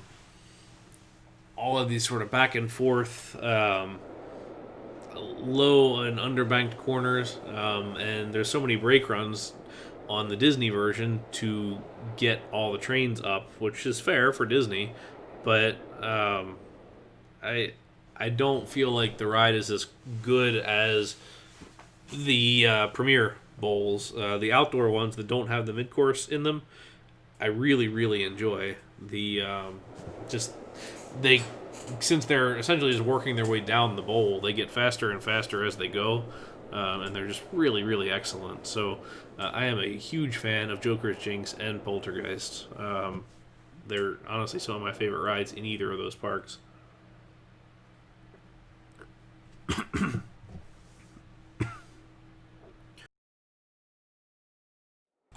All right, so now we're gonna take a look at Hypersonic because that was one of the requests. So, Hypersonic was one of a couple of S&S Air Launch coasters that have since either met their demise or, well, there were three. There was one at their test facility in Utah. There was this one, and then there was Dododumpa, which was Dodumpa initially, and then got modified, which we'll look at in a minute. So Joker's Jinx at Six Flags America. Yeah, it's Six Flags America is a unfortunate unfortunate one, but it's Joker's Jinx is good, Superman's good, but the park itself was always a little bit average at best. But yes, Ring Racer cheap, but I don't consider that the same because it was not the same ride system as this was. It was not a thrust air coaster. That was their launched variety that was using polyurethane wheels and everything else. So it was because if you're gonna say S&S Air Launch Coaster, you can take all the ones in China too. So when we talk thrust air coaster, we're talking the coaster track that was run on I-beams and the coaster train, which was run with aircraft tires, which you can't really see here. Which you can see here. So the idea was that it was going to run on aircraft tires and it was going to run on these I-beams and it was going to be great. The problem was that it wasn't great. It was actually really unpleasant and pretty uncomfortable for a ride. So it didn't work very well. But their kind of claim to fame was these hills or this kind of big airtime hills. So here's the standard in-game horrendous thing right here. This is the only things that you can do with this ride is corners that are flat that you can bank them at least, straight sections, and then these giant hills. You can't even have like another little standard hill. Your only option is fully up that. So yeah, they're horrendous and just really terrible in general. So we're gonna not with that. We're gonna build.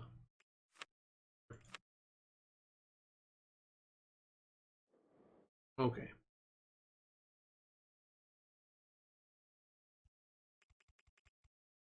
So what we're gonna do is we will take the air-powered vertical coaster trains at least. Make these nice and small. Do a 4-car train.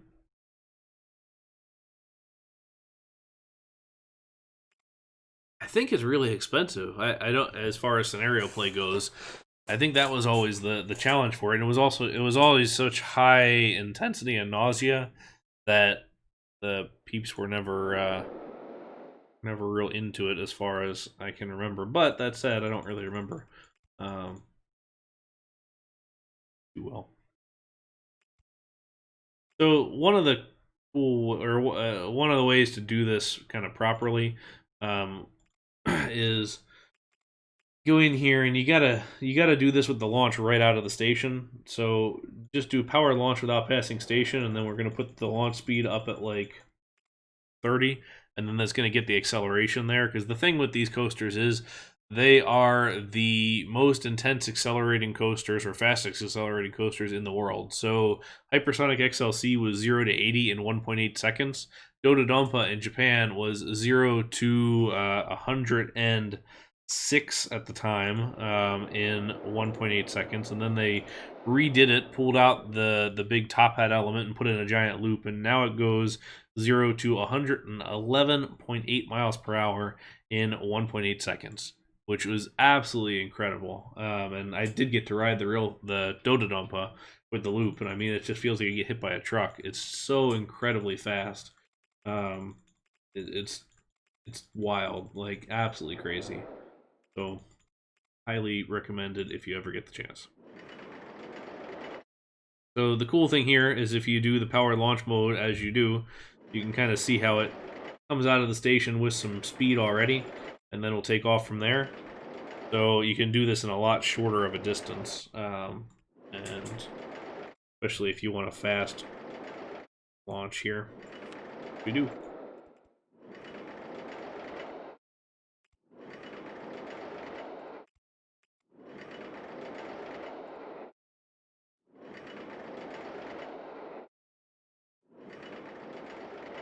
All right.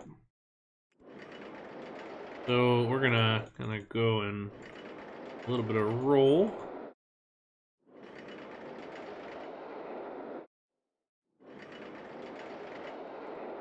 Put in a pretty wide corner because this is one of the things that we'll do this like airtime hill almost, and get into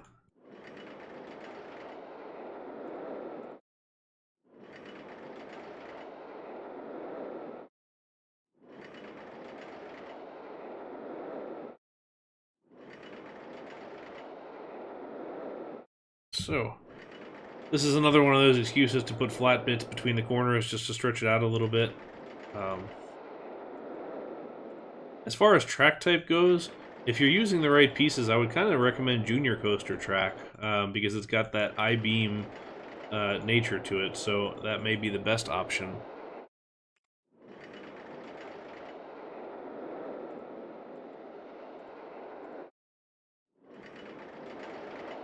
We can either do the big loop or we can do the top hat. I think we're going to have to do the top hat because that's the signature element on this kind of ride.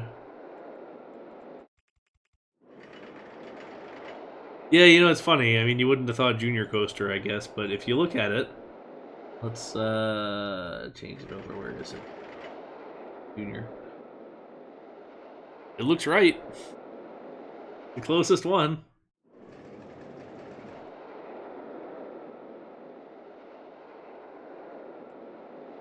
And then as far as the actual launch goes, or this bit goes, I would just as easily see doing this, and then changing it to vertical coaster.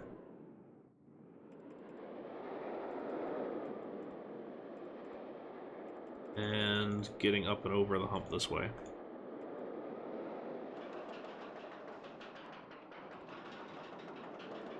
We are going to have to adjust the speed just a little bit.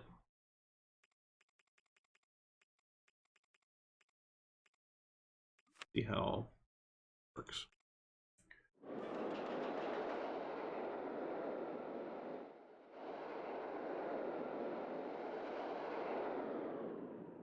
Ooh, almost. Get this up to 80. Let's get that first initial kick up to 60.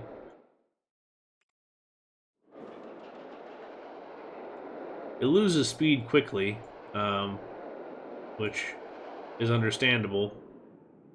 And there we go, just enough to get it up and over.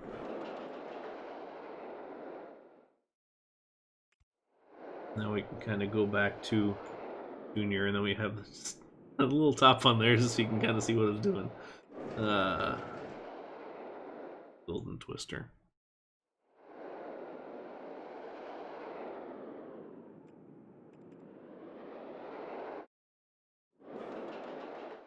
Yeah, if you're building a tight enough top hat, I think it works. The challenge comes when it's something that's stretched like this one here on the Gerschlower. I think you kind of need a larger, wider space, but you can kind of do it either way. Um, either way. Um, so let's check this out and finish up here.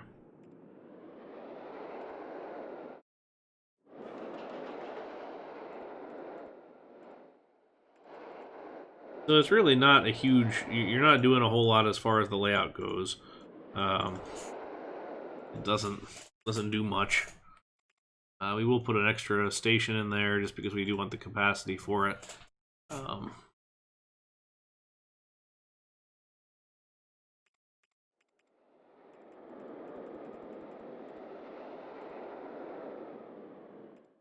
And kind of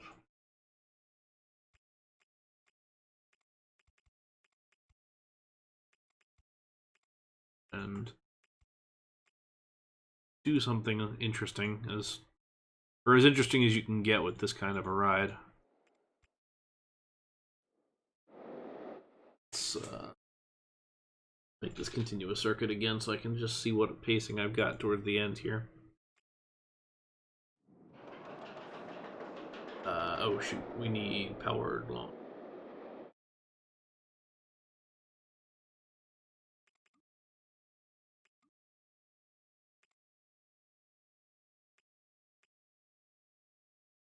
Why not? Alright, fine.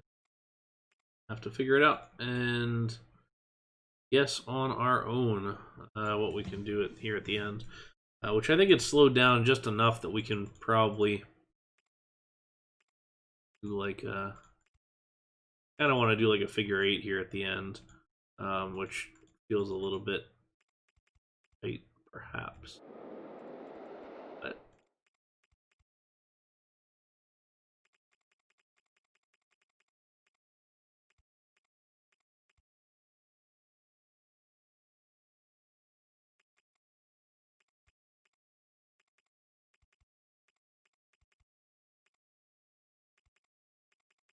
oh.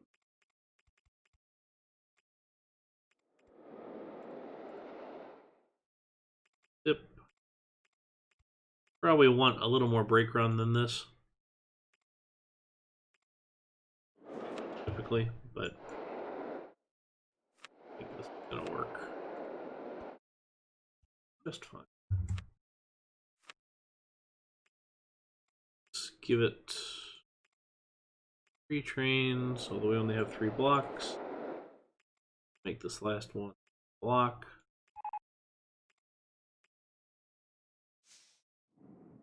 It's a shame that we were still getting voted the most disappointing park in the country when we have some great coasters. What is the issue? That is the issue.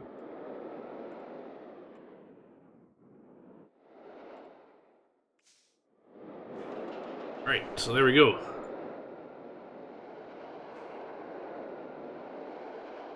When building a realistic park, do you ever copy and paste items in order to move it around? Copy and... I guess it depends what you mean by copy and paste. In a lot of ways, I will go and... or a lot of cases, I will go and do...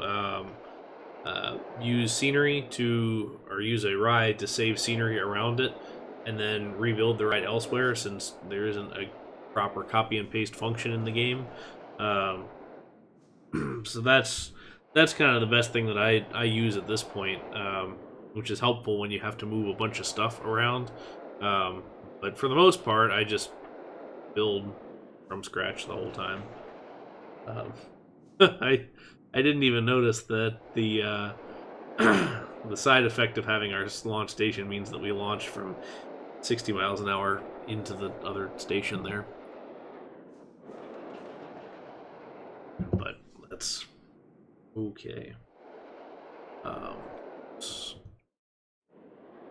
have a look at that. Now, is there any here? Hydro, I won't do Max Force right now. I will, because that one is part of the modern launch coasters, which I will do at a future time, and take care of that.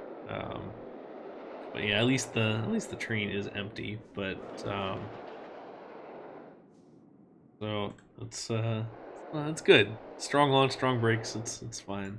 Let's make this white, and that is kind of interesting that all three of these were always white.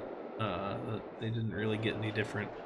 That Space Mountain Pirates. I might consider that at some point. I will at some point finish this too and make it into something, but yeah, no worries. This is 1990s and 2000s.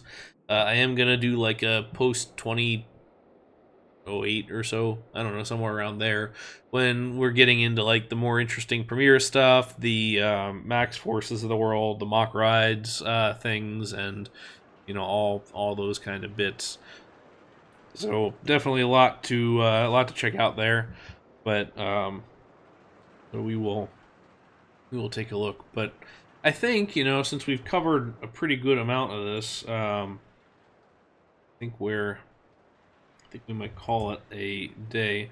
Backlot Stunt Coaster is an interesting one, but it's also boring. I shouldn't say boring. The real one is boring, but in RCT, it's so dependent on good scenery, for one. But I will do one, and I'll post about it later.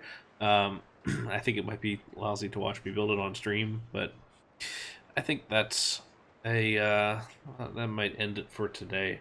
But we got a pretty good collection here, which I will post up when I do put the stream archive up on the YouTube channel. If you're not following me on the YouTube channel, it's in my information below. So check that out and follow me there, because that's where I'll post this plus other tutorials. I do hacking tutorials and park reviews and things like that. Usually a couple a week if I can get to them. For those of you who have subscribed to me on here already, thank you. That's great. Helps me continue to do what I'm doing. But same goes for YouTube, and honestly just showing up. Thanks for giving me some followers and watchers, because it wouldn't be any point in doing this if nobody cared or was watching. So thanks for watching that. We're going to do something a little bit different today. We're going to raid somebody else. I've never done this before, so hopefully I get it right. But my friend Lon Smart is a animator and artist who is doing some concept art right now, and we're going to go check out his channel. So if you want to stick around, we will go on over and take a look. I need to figure out how to do this. But he is very talented and super cool, and I would recommend that you hang around. So we're gonna let's see here. We're gonna check out some roller coaster concept art. So if you come along and enjoy that, then we can give him some love. So thank you guys for watching, and you all have a great day.